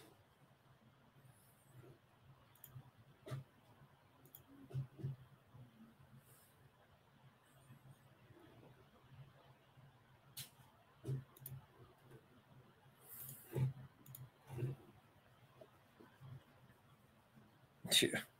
What are your thoughts on Alibaba earnings Thursday? Ooh, I think it'll be interesting to watch. I think the state of that market and the economy over there will be fun to follow here moving forward, especially this week with everything going on overseas. I think it'll be interesting to pay attention to. All right, guys, 3 minutes here. 3 minutes, team. Like I said, I'm kind of traveling right now. We are in Louisiana, heading home today. Gonna be making a night drive, but yeah. My grandmother's not doing that great. She's 96. We came here to see her, because she's not really doing that great. So send me some good vibes, happy thoughts, and prayers my way if you can. We appreciate it. All right, guys, we got 3 minutes. 3 minutes. Good luck. In our poll here for AMD, we said bullish or bearish on AMD earnings. 73% said they're bullish. 27% said bearish.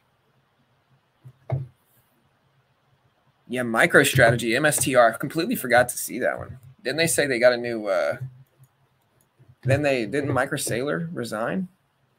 I think, right? If I remember correctly. Okay, so MicroStrategy dropped some results too. I didn't even cover this one. I should have maybe. They dropped second quarter results. All right, so Michael Saylor will assume a new role of executive chairman. Fong Li will serve as the new CEO. All right, we're at 95s for AMD. 95s. Hey, thanks, Michael. Yeah, I don't know about that, Tyler. Yeah, for sure, Chris, with that stuff going on. All right, guys. Like I said, less than 2 minutes, about a minute and a half left.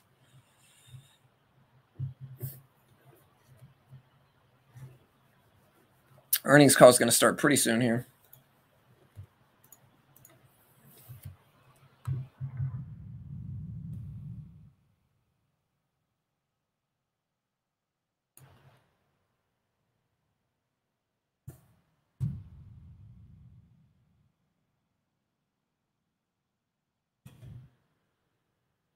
All right, guys, less than a minute before the earnings call starts. Good luck. Don't forget to hit that like button, hit that subscribe button as you're listening to this earnings call. And again, we cover all the big earnings, all the big news here live on stream. Starting to pump up. We still got 411 here, so slap that like button too. I think the SOFI earnings call is at 5 p.m. I can check for you. I'm not going to cover the SOFI earnings call. We're only going to be streaming the AMD earnings call here. But so far, earnings calls at 5 p.m. as well. Looks like, I think, yeah, 5 p.m. for SOFI. All right, guys, I'm going to go ahead and close the music, and then we're going to get ready for the earnings call, which should start sometime soon. Like I said, also, I am sponsored by Stonk.tech, guys, Stonk.tech. And so I'll put this link in chat. It's a social media company for stock traders, purely for stock traders. Got a lot of really cool stuff coming to it. Join the wait list. I'll consider it a favor if you join. They are a sponsor of our video. So at the very least, they support our free content. And I'll post this link in chat. And yeah, go check it out. There's the link in chat right there.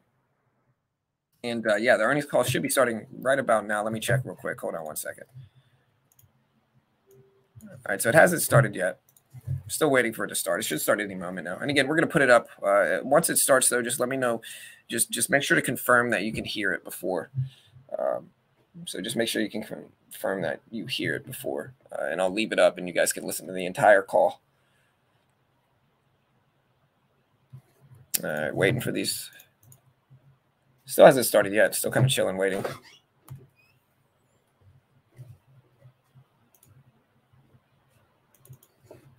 Yeah, no call yet. No call yet, guys. Should be starting anytime now. Usually they might be a minute or two behind, but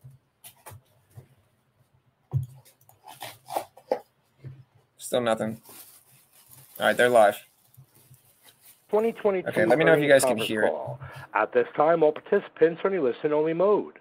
A question-and-answer session will follow the formal presentation. If anyone should require operator assistance, please press *0 on your telephone keypad. As a reminder, this conference is being recorded. It's now my pleasure to turn the call over to Laura Graves, Corporate Vice President, Investor Relations. Please go ahead, Laura. Thank you, and welcome to AMD's second quarter 2022 financial results conference call. By now, you should have had the opportunity to review a copy of our earnings press release and accompanying slides. If you have not reviewed these documents, they can be found on the Investor Relations page of AMD.com. We will refer primarily to non-GAAP financial measures during this call. The full non-GAAP to GAAP reconciliations are available in today's press release and slides posted on our website. In addition, today's financial results reflect our new segment reporting, which aligns with how we now manage our business in strategic end markets.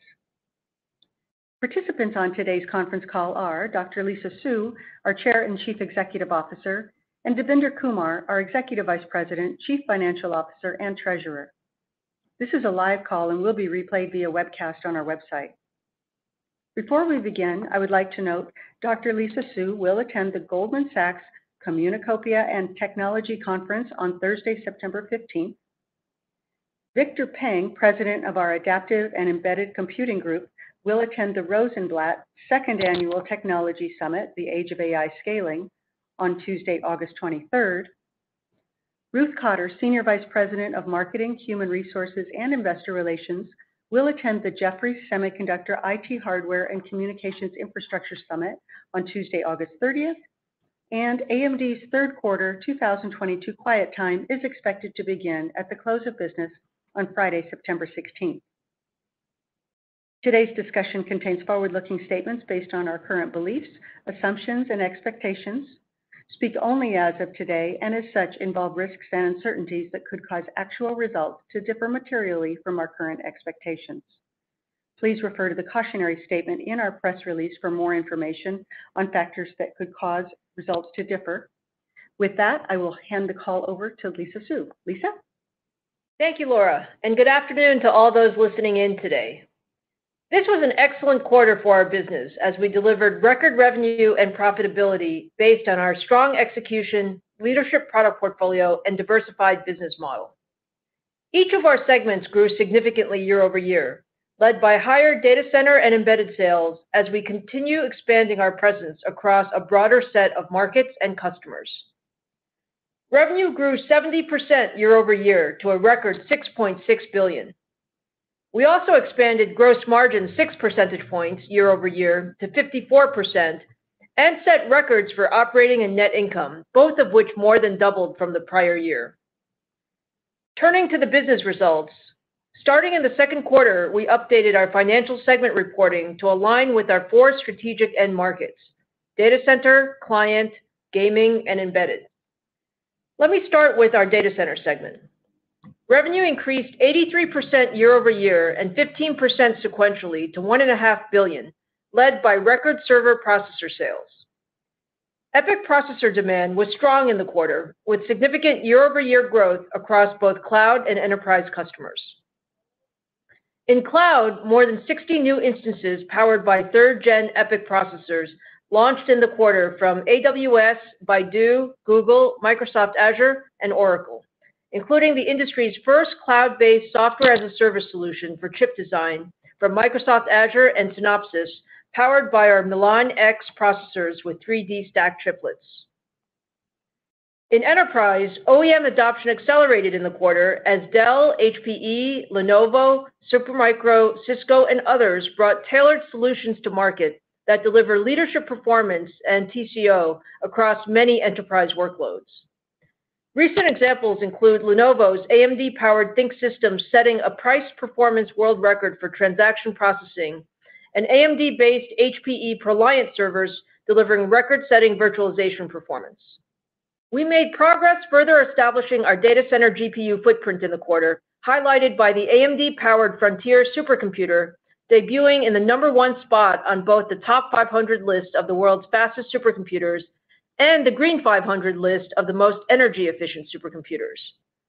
I am extremely proud of our work with HPE and Oak Ridge National Laboratory to build the world's first exascale supercomputer. Breaking the exaflop barrier is a significant computing milestone, and the fact that it was made possible by EPYC processors and Instinct accelerators highlights AMD's unique ability to push the envelope in computing further and faster than anyone else. Looking at our broader data center opportunities, we saw strong growth year over year for our industry-leading FPGA and networking products with cloud and financial customers. We closed our acquisition of Pensando in the quarter, further expanding our data center solutions capabilities with the addition of a world-class team and an industry-leading DPU and software stack that complement our existing products.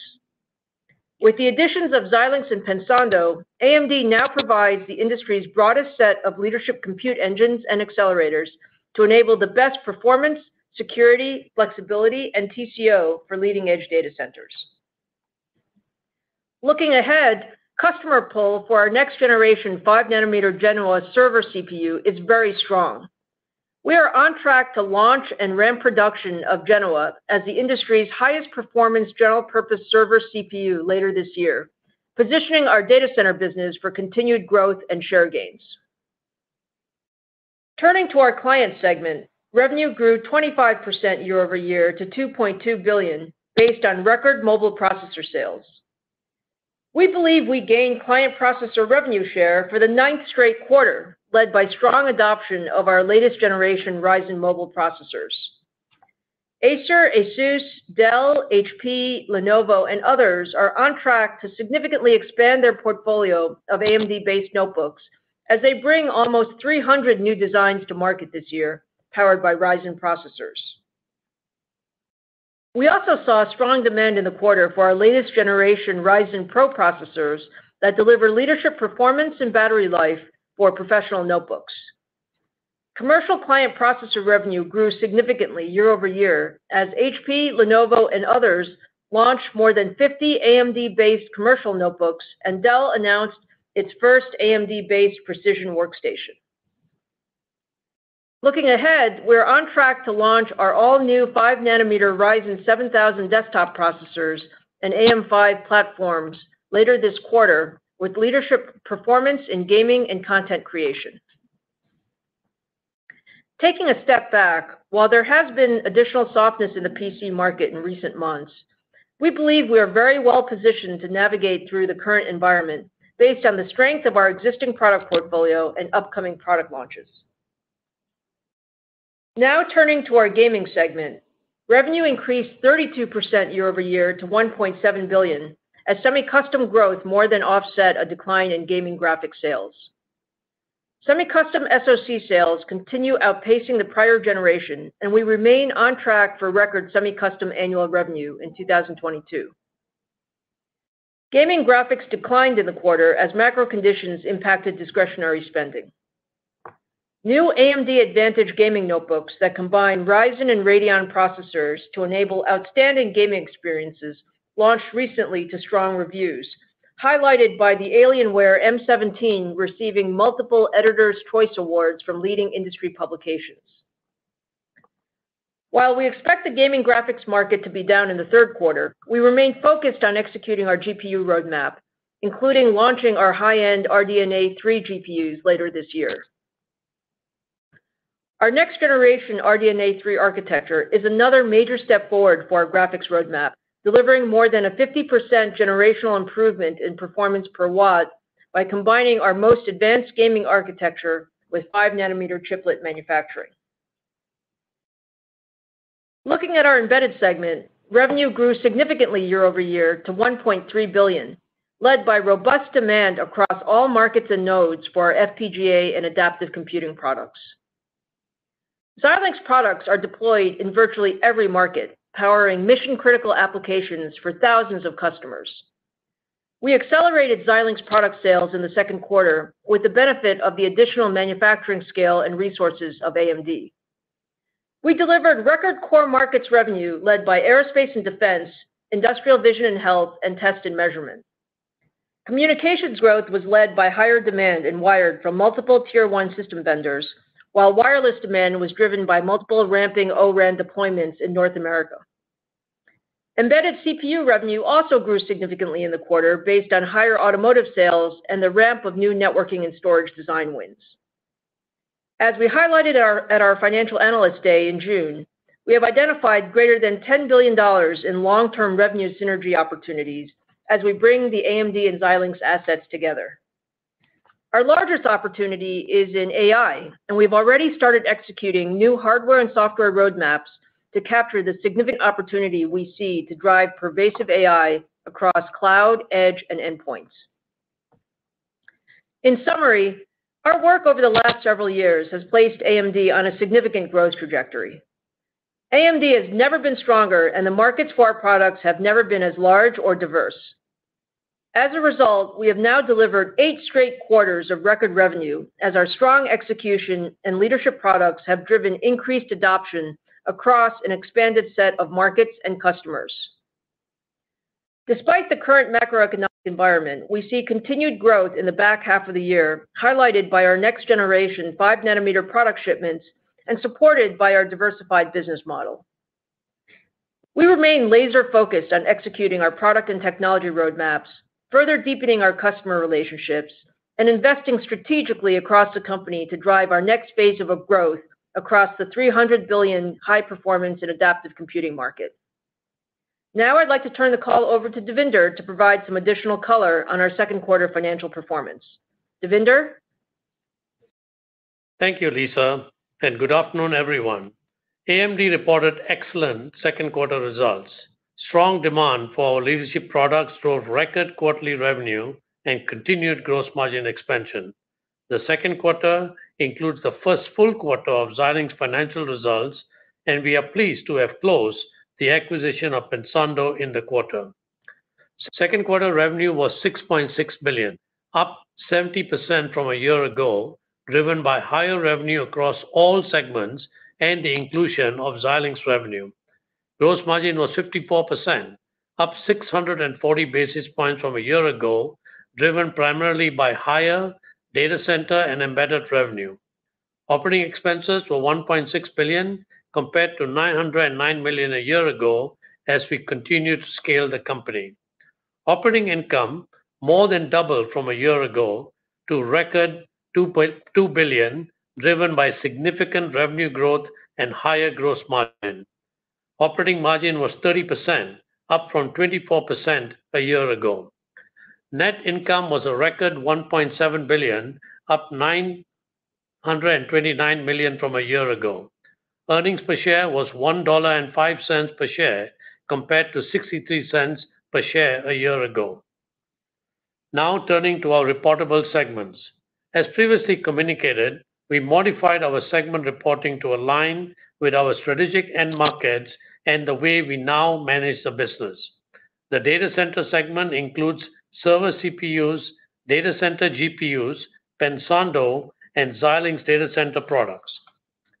The client segment includes desktop and notebook PC processors and chipsets, while the gaming segment includes discrete graphic processors and semi-custom game console products. The embedded segment includes both AMD and Xilinx embedded products.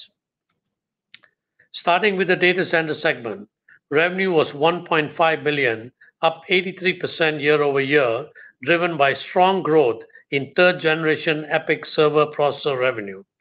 Data center operating income was $472 million, or 32% of revenue, compared to $204 million, or 25% a year ago.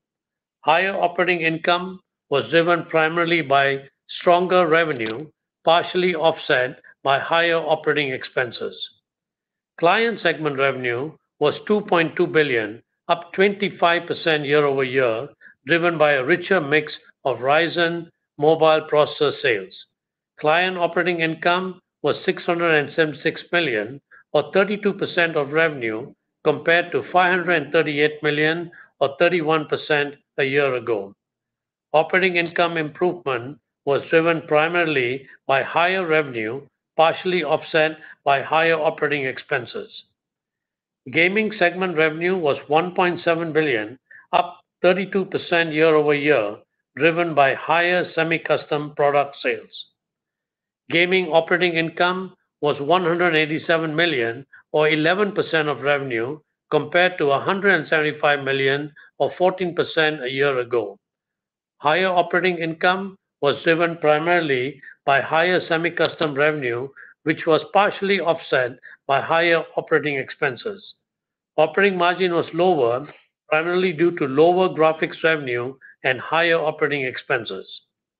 Embedded segment revenue was $1.3 billion, up $1.2 billion from a year ago, driven primarily by the inclusion of Xilinx embedded revenue.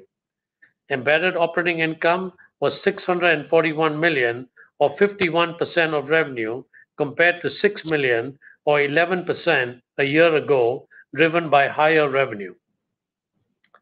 Turning to the balance sheet, cash equivalents, and short-term investments were $6 billion at the end of the second quarter. During the quarter, we deployed $920 million to repurchase common stock and have $7.4 billion in remaining authorization. Cash from operations was a record $1 billion. Quarterly free cash flow was $906 million compared to $888 million in the same quarter last year. Inventory was $2.6 billion, up approximately $220 million from the prior quarter in support of second half revenue and the inclusion of Pensando. During the quarter, we established AMD in the investment-grade debt market by issuing debt of $1 billion. Turning to our financial outlook, today's outlook is based on current expectations and contemplates the current macroeconomic environment and customer demand signals. For the third quarter of 2022, we expect revenue to be approximately $6.7 billion plus or minus $200 million, an increase of approximately 55% year over year, primarily led by growth in the data center and embedded segments.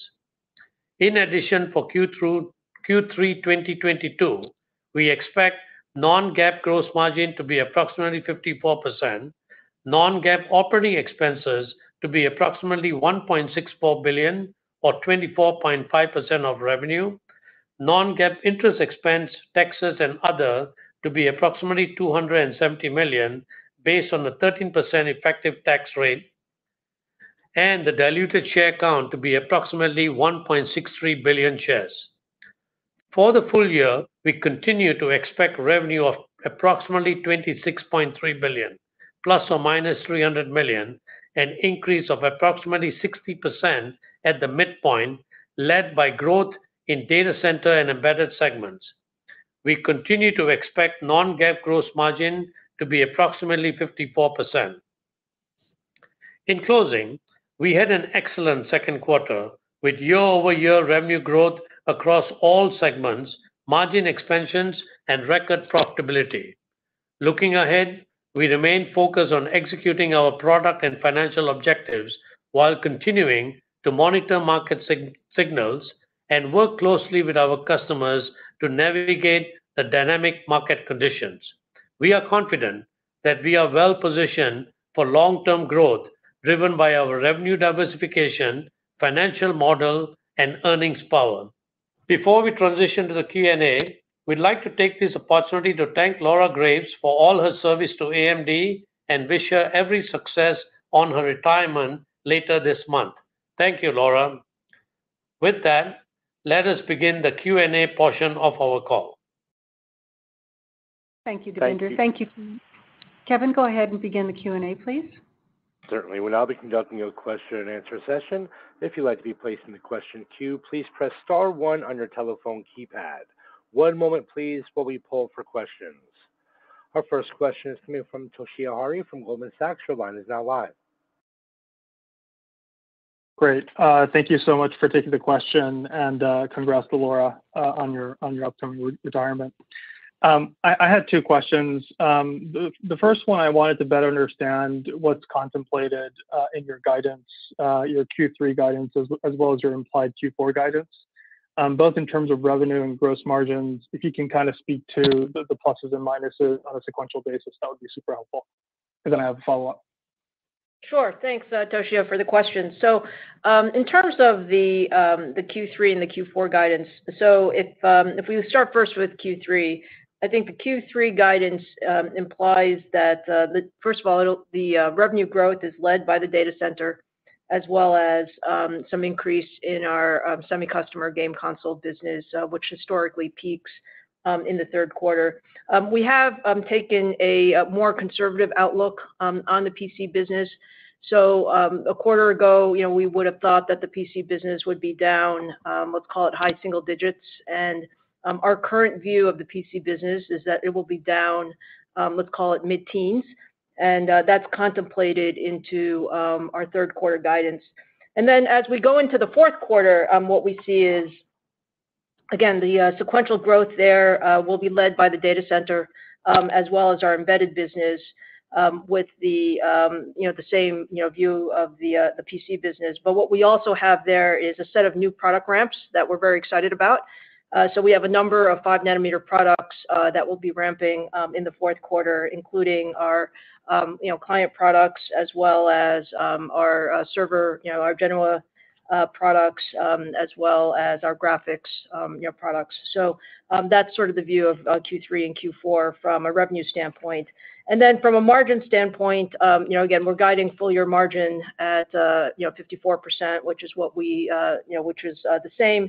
And again, it's a mix of business in each of the businesses that is resulting in that. Got it. Thank you for the color, particularly around your PC assumptions. My follow-up, I was hoping you can speak to what you're seeing in your data center business.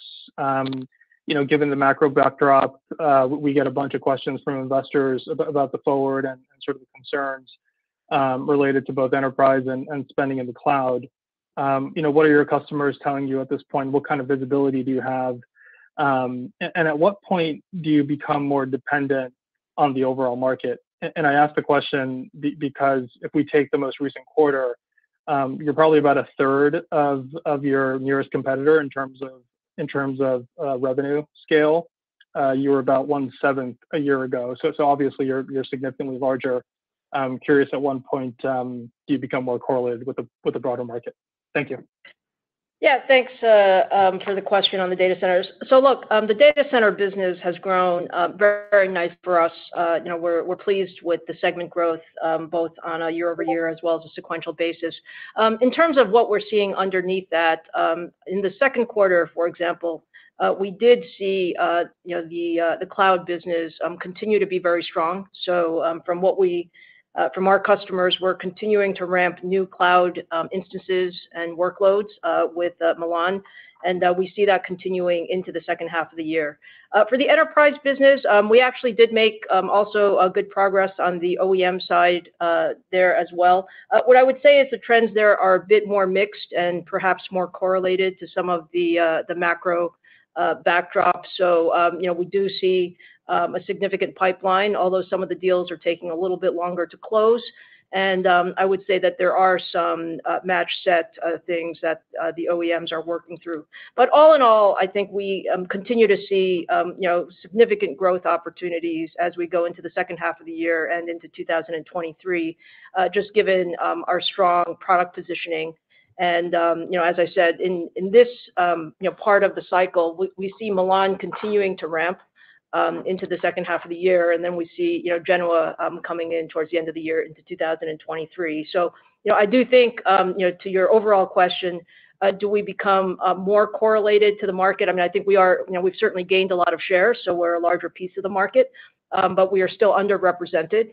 And the visibility with our customers, especially our large cloud customers, second half of this year into next year is very good, and we're planning really for the next 4 to 6 quarters, and that gives us good visibility.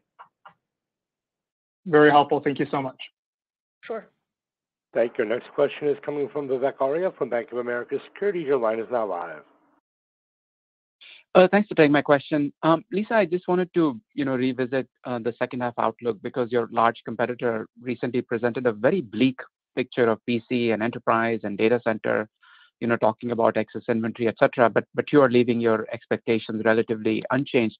I'm curious, how do you see your inventory levels, and do you think AMD could be impacted by any excess PC or server or graphics inventory from your main competitors? Just is your second half, you think, adequately de-risked the way you see it today?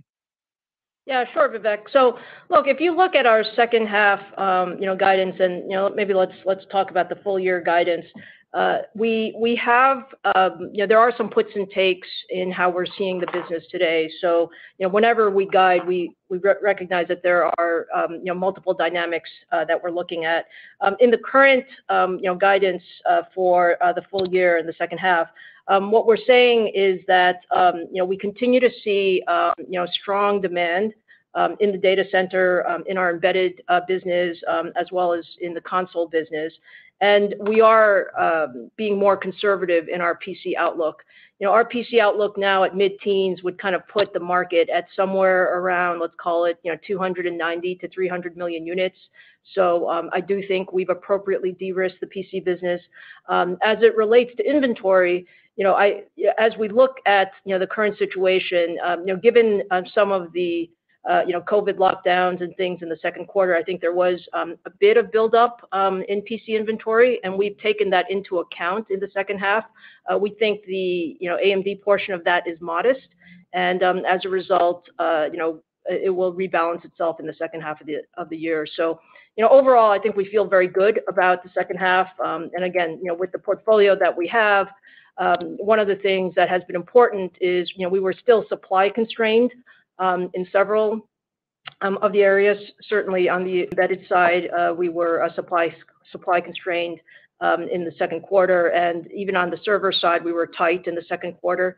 We have additional supply that's coming online, especially as we get towards the end of the year, that will help us really meet more of the demand from customers. So we feel pretty good about all of those puts and takes.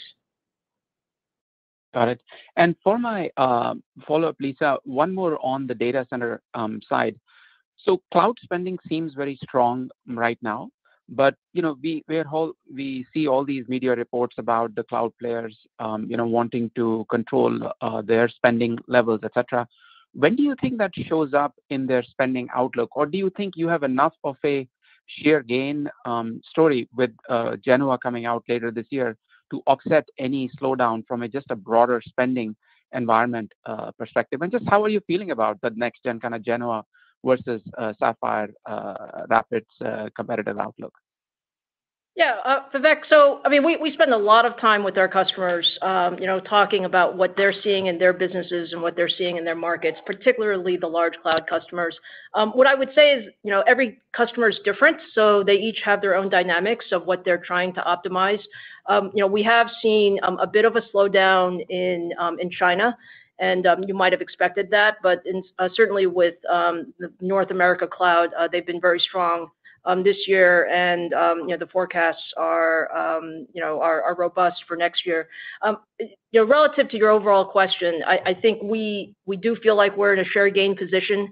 I think the product positioning is such that Milan is very, very strong right now, and we think that Genoa as well is very well positioned into next year. So we'll always spend time with the customer set and see what they're seeing. But from our current view, I think we have a strong opportunity to continue to grow the data center business into 2023. And our view is we have an expanding portfolio as well. In addition to Genoa, we have our Bergamo, which is a cloud optimized capability as well, that's coming online early next year. So there's a lot of new products that are supporting sort of our growth ambitions. Thank you. Thank you. Next question is coming from Stacy Rasgon from Bernstein Research. Your line is now live. Hi guys, thanks for taking my questions. For my first question, your larger competitor now has a very sort of publicly admitted push out on their own server product. Does that make you feel like better for what you see for your Genoa ramp, especially as we get into 2023? Is it stronger than you may have seen it previously? And I guess if that's the case, it sounds like you were still a little bit supply constrained on server in general in Q2. Do you have the supply as we go into next year to upside on that number if the orders actually do get stronger in the wake of the Sapphire Rapids delay? Sure, Stacy. Thanks for the question. So, we're very focused on our own product ramp, and certainly, the key for us was to continue to work very closely with our customers to get them to ramp as fast as possible. I think Genoa looks very good. We've gotten a very strong feedback from the customer set. The performance looks very good. There's a lot of interest to ramp quickly on both the cloud as well as some of the high-end enterprise stuff. So we feel very good about it. And to your question about supply, we have spent basically the last 12 months building our capacity across the world to support the type of growth that we think the product can handle. So there is a large step up in supply that we expect to see over the next 4 or 5 quarters, and I think we'll continue to work on that. Got it. Thank you. For my follow-up, I wanted to dig a little bit more into the implied Q4 outlook. Again, I know you answered some questions on some of the drivers into Q4, but if I look at it, it's taken it at the dead midpoint. It's something like a 7% sequential increase from Q3 to Q4, with gross margins going up about 100 bips to 55%. I guess of that increase, is it fair to say that the bulk of it continues to be data center and maybe embedded? The gross margins to me would suggest that that's probably the case. But any more further color you could give us on the magnitude of what's driving that increase would be helpful. Yeah, I think, Stacy, the bulk of the increase is certainly led by the data center and the embedded segments. Actually, our embedded segment has performed really well. Very pleased with the growth that we're seeing there. And then, in terms of the margin, it very much is a mix within the business as well. So, the pluses and minuses are, yes, data center and embedded are up, but the mix of data center is a little bit more to cloud than enterprise, and embedded a bit more from communications than some of the other markets. But overall, the 7% increase, I think, is very well supported given all of the new product ramps that we have going on, in addition to some additional supply that's coming in as we get into the fourth quarter. And just as a reminder, it's also a 14-week quarter for us in Q4. And so, all those things give us, sort of the implied guide. Got it. Oh, I'd forgotten about that 14-week. Got it. Thank you so much. That's helpful. Thank you. Next question is coming from Ross Seymour from Deutsche Bank. Your line is now live. Hi, thanks for letting me ask a question. Congrats on the solid results, especially in this environment. And Laura, congratulations on your retirement. Lisa, I want to dig a little bit into the gaming business. You obviously have the two parts of that, the client GPUs and the game console side of things. It seems like they're very different dynamics happening there. So when you talked about I believe you said the client GPU side would be down year over year in the third quarter. Can you just talk a little bit about what's happening there? Is that just a reflection of the PC market, or is there any sort of share gains, product issues going on? And then the semi-custom color, you sounded like it's going to remain strong for the rest of the year. So is that just the fourth year of the ramp, or the third year, I guess it would be, or is there some sort of seasonal effect we should appreciate as well? Yeah, sure, Ross. Thanks for the question. So our gaming business is the two halves of the sort of the discrete graphics or the consumer graphics, and then our game console business. So I would say that on the semi-custom side, let's take that first. The console business has been, very strong. So I would say it's a strong cycle. Overall, we were more supply constrained in sort of last year into the first half of this year. We've been able to get additional supply for that. I think there's, continued belief that it's a strong cycle for the consoles.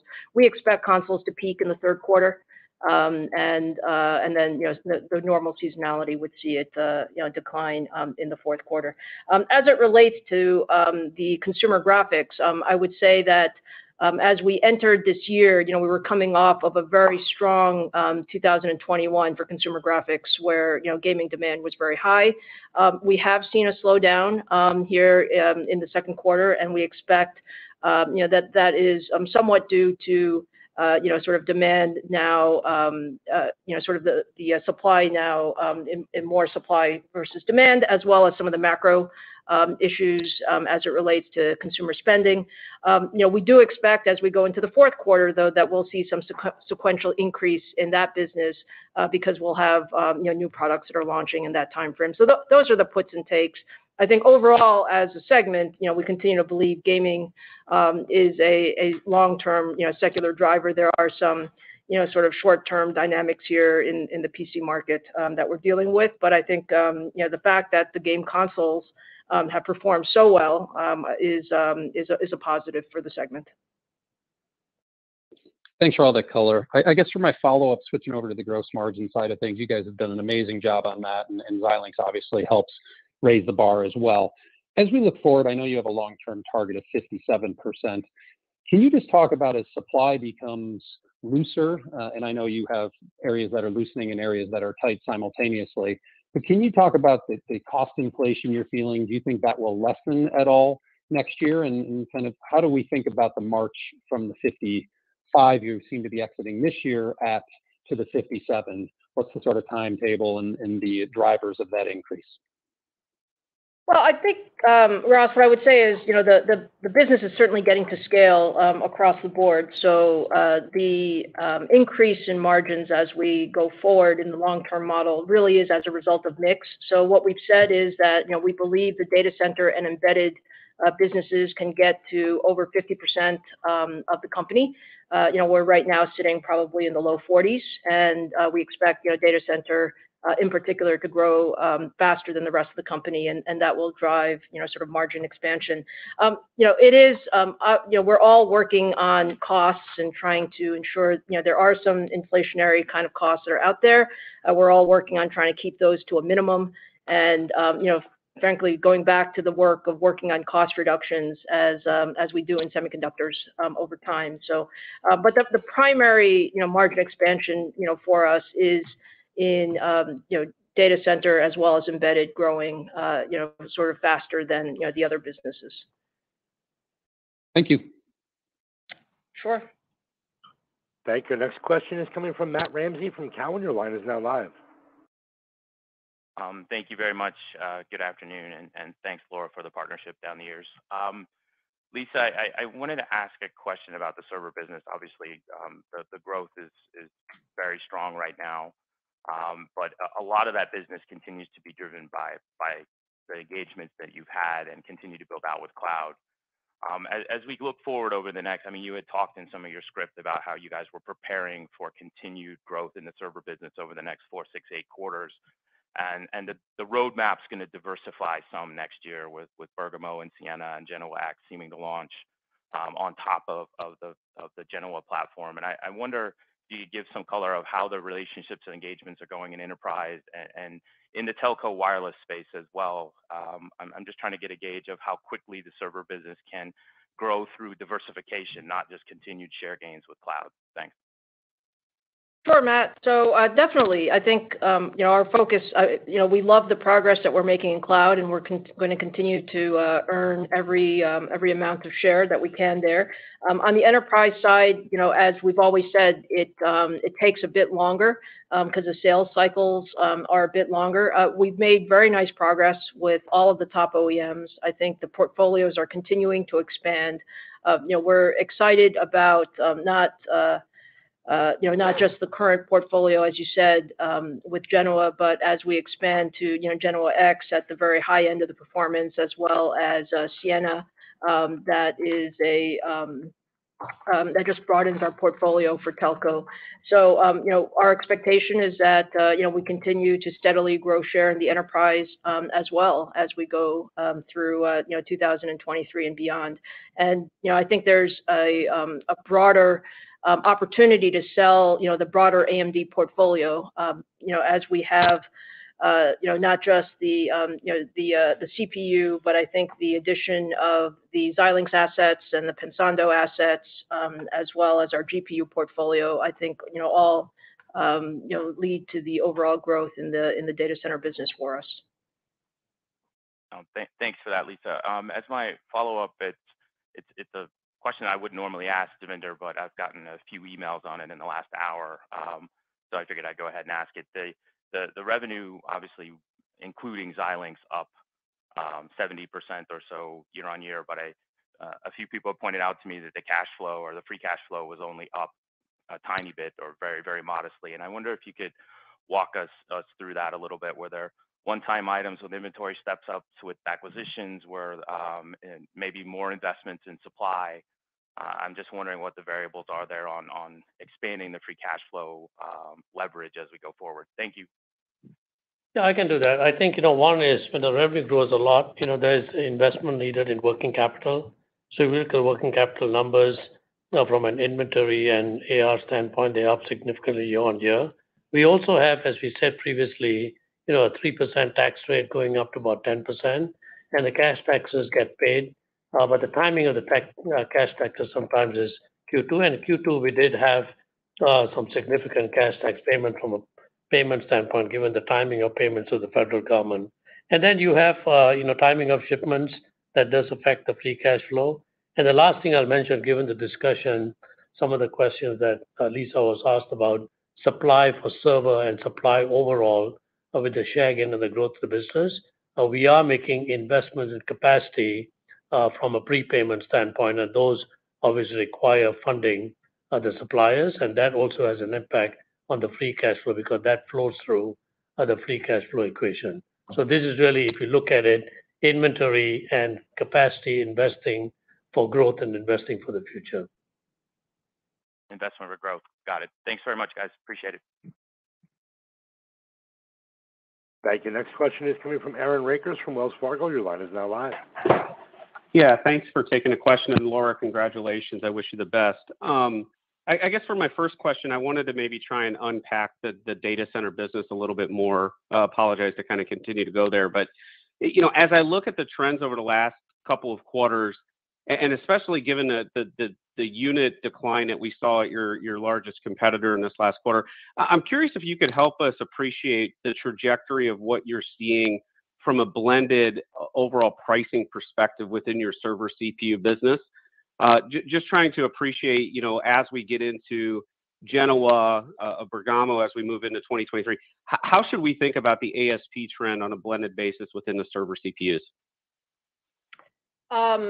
Okay, so Aaron, I guess what I would say there is, Genoa has, much more content than Milan, right? If you think of Milan as Rome and Milan are, 64 core processors, and as you get into Genoa and Bergamo, you get, to 96 and 128 cores. So you would expect, on a per unit basis, that the ASP would go up.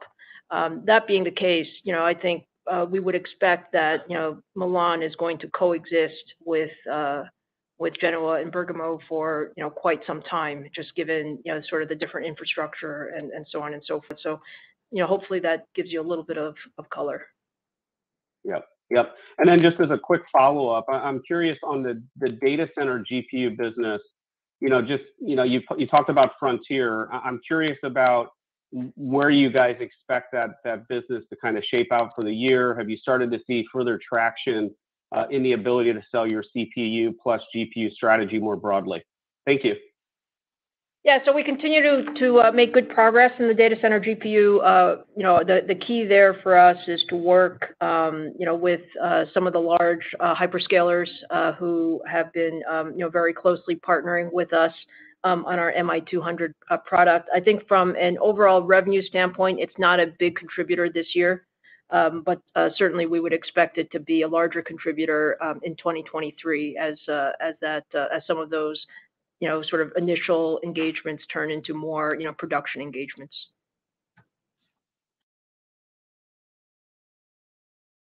Thank you. Our next question is coming from Joe Moore from Morgan Stanley. Your line is now live. Great, thank you. I wonder if you could talk a little bit to situation at Xilinx. Is that business still supply constrained? Where are you in terms of relieving those constraints? And obviously it's growing nicely. What's your visibility there kind of into the first part of next year? Yeah, sure, Joe. So actually, I would say that the Xilinx business has performed extremely well. The demand, across all segments has been strong, and what we were able to do, as we brought Xilinx into the portfolio is, really make some significant improvements in the supply chain, and so we have seen a nice step up. If you were to look on a pro forma basis, the Xilinx portfolio grew about 20% sequentially, which is very nice growth. As we look into the second half of the year, we are still a bit constrained in certain areas, certain parts of the Xilinx portfolio, although we continue to make good progress, and I expect additional supply to come on, especially towards the latter part of the year and into 2023. Our view of the business, again, I think the quality of the design wins, the quality of the overall, when you look, the diverse over the diverse markets is very strong, and so I think as we are able to continue to relieve some of those supply constraints into the second half of the year, I think we see a good growth trajectory for the business. Great, thank you. And then as a follow-up, just wonder how you think about competition in microprocessors in the context of, for the last 4 years, either you or Intel has generally been constrained, or Intel for a couple of years, then you for the last couple of years. As those constraints ease, and obviously Intel utilization probably falls a little bit here, could you talk about what you anticipate pricing-wise? Do you think anything changes, or does this continue to be kind of a value price market? Thanks.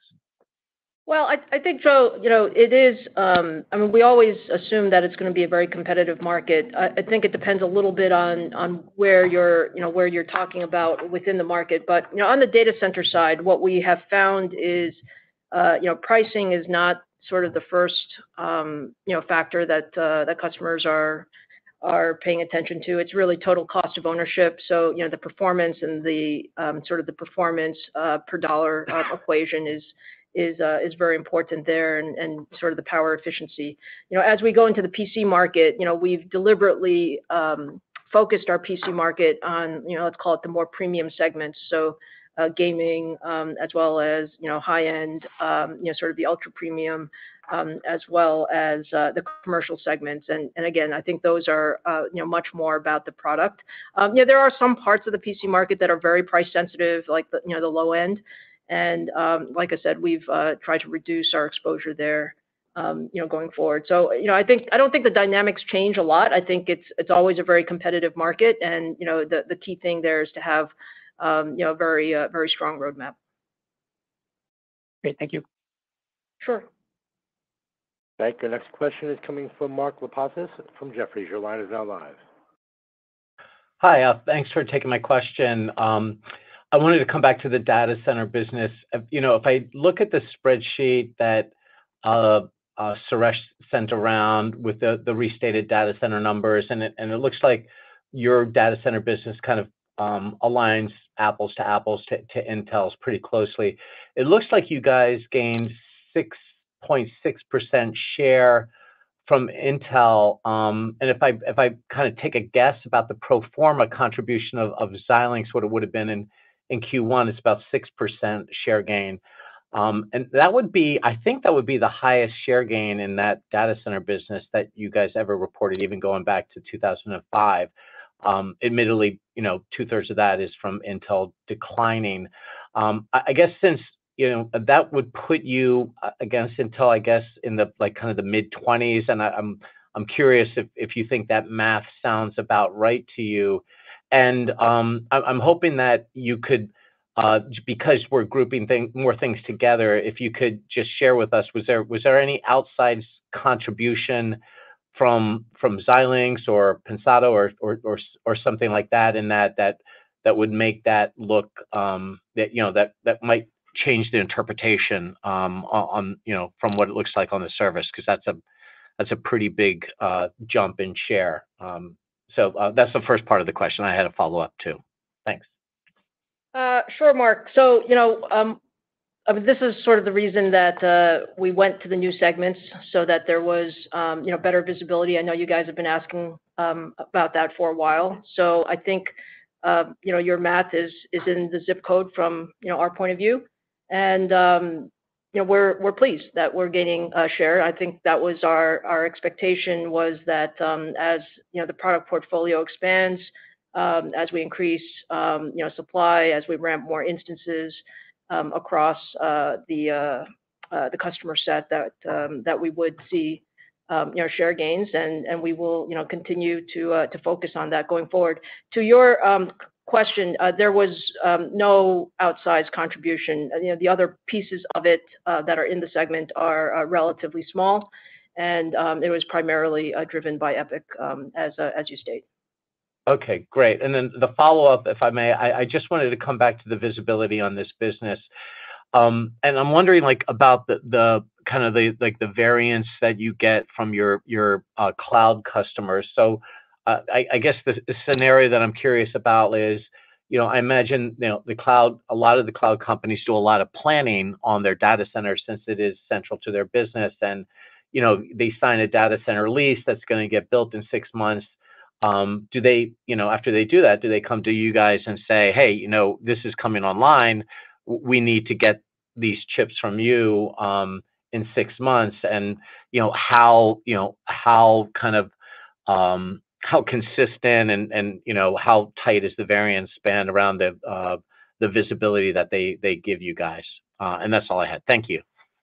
Yeah, Mark, actually, it has been very helpful. I mean, I think the planning that we're doing jointly with our customers has been very helpful. Much of our conversation right now, frankly, is about 2023 and ensuring that we have enough capacity for some of the build-outs that are out there. So I would say the visibility is, very good. And, obviously things can change plus or minus here and there, but overall, I think the zip codes of, how much growth, how much more content, the customers need are very active conversations. And frankly, they've been active conversations for the past few months. I think the one positive of, sort of the supply chain stuff that we've all gone through is that there's a new recognition of the need for long-term planning so that they can get their match sets and they can get their factory capacity and we can get our factory capacity in line as well. So overall, a very good visibility. Thank you, Mark. Kevin, we have time for 2 more questions, please. Certainly. Our next question is coming from Harlan Sur from JP Morgan. Your line is now live. Good afternoon and congratulations on the solid results and execution. On the ramp of Genoa back half of this year, kind of early next year, I believe the team has a total of around 20 plus SKUs across your cloud, enterprise, and embedded customers. Your cloud customers obviously are anxiously awaiting these platforms. Would you be rolling out your high volume cloud SKUs first? And what's the qualification look like on these high volume SKUs? Just asking because obviously your competitor is struggling with SKU releases, and I just want to make sure that the AMD team is executing and releasing its high volume SKUs to your cloud customers. Sure, Harlan. So we certainly go through, a full, again, interlock with our customers. Our focus is on the high volume cloud SKUs as well as, sort of the high volume enterprise SKUs, because there is a fairly, sort of lengthy qualification cycle that's actually, in both the cloud and the enterprise. From what we see today, again, there is strong customer pull on Genoa, and so we're working very closely with our customers, and we expect to ramp production in the fourth quarter, and then into the first half of next year. And it'll be different by different customers and different platforms and so on and so forth. But what we're seeing is a lot of strong engagement with our customers. Perfect. Thank you, Lisa. Thanks, Harlan. Thank you. Our final question today is coming from Timothy Arcuri from UBS. Your line is now live. Thanks a lot. Lisa, I just wanted to sort of double click on you keeping the full year guidance in light of the weaker PC TAM. It seems like maybe if you take the lost units and you multiply by an ASP, it seems like it cost you maybe $750 million, but you kept the full year. And data center seemed pretty in line. So is really the offset that you're getting better supply at Xilinx? Is that really the story? And then I had a follow up. Thanks. Yeah, no, I wouldn't say that, Tim. What I would say is that, again, whenever we put together full year guidance, especially from the beginning of the year, we understand that not everything is going to be, exactly so. So as we, look now into the second half of the year, what we're seeing is, again, data center is strong. Again, we expect, data center to grow second half to first half nicely. Embedded/Xilinx will also grow to some extent second half to first half, and the consoles will also grow as well. And so I think as we look at those components offsetting what is perhaps a more conservative PC outlook, we believe that offsets nicely. And again, just as a reminder, we do have a number of product ramps in the fourth quarter that are coming out in 5 nanometer, and we think that will drive sort of the sequential growth in the fourth quarter. So I think those are some of the puts and takes in the full year guide. Awesome, thank you. And then I guess last thing, Devinder, can you talk about purchase commitments? There was a question on free cash flow, and I'm wondering if maybe there's a pretty big increase in purchase commitments. So I wonder if you can talk about that. Thanks. I think in 2021, as I said on the Financial Analyst Day, we had about $1 billion committed and paid. And this year it does step up a little bit, especially given all the supply that we need to get ready for 2023. And that does flow to the free cash flow. In the first half, it wasn't so significant, but it does step up in the second half, so it'll impact that from that standpoint. Thank you. We've reached the end of our question and answer session. I'd like to turn the floor back over for any further or closing comments. Thank you, everyone, for your participation in today's earnings call. As always, we appreciate your support of our company. Everybody have a good afternoon. Thank you. All right, guys. So yeah, that is today's earnings call. Remember, hit that subscribe button, guys. Hit the notification bell. We certainly appreciate it. AMD is down to $94. Listen, we're going to be streaming live bright and early tomorrow morning. So y'all stick around. We will be day trading, swing trading, and investing tomorrow morning. But yeah, don't forget to hit the subscribe button. I appreciate everybody joining us. We got some big earnings for the rest of the week as well coming up tomorrow, Thursday as well. So y'all be ready. We'll see you guys next time. Good luck, and we'll see you guys later. Hit the subscribe button. See you later, team.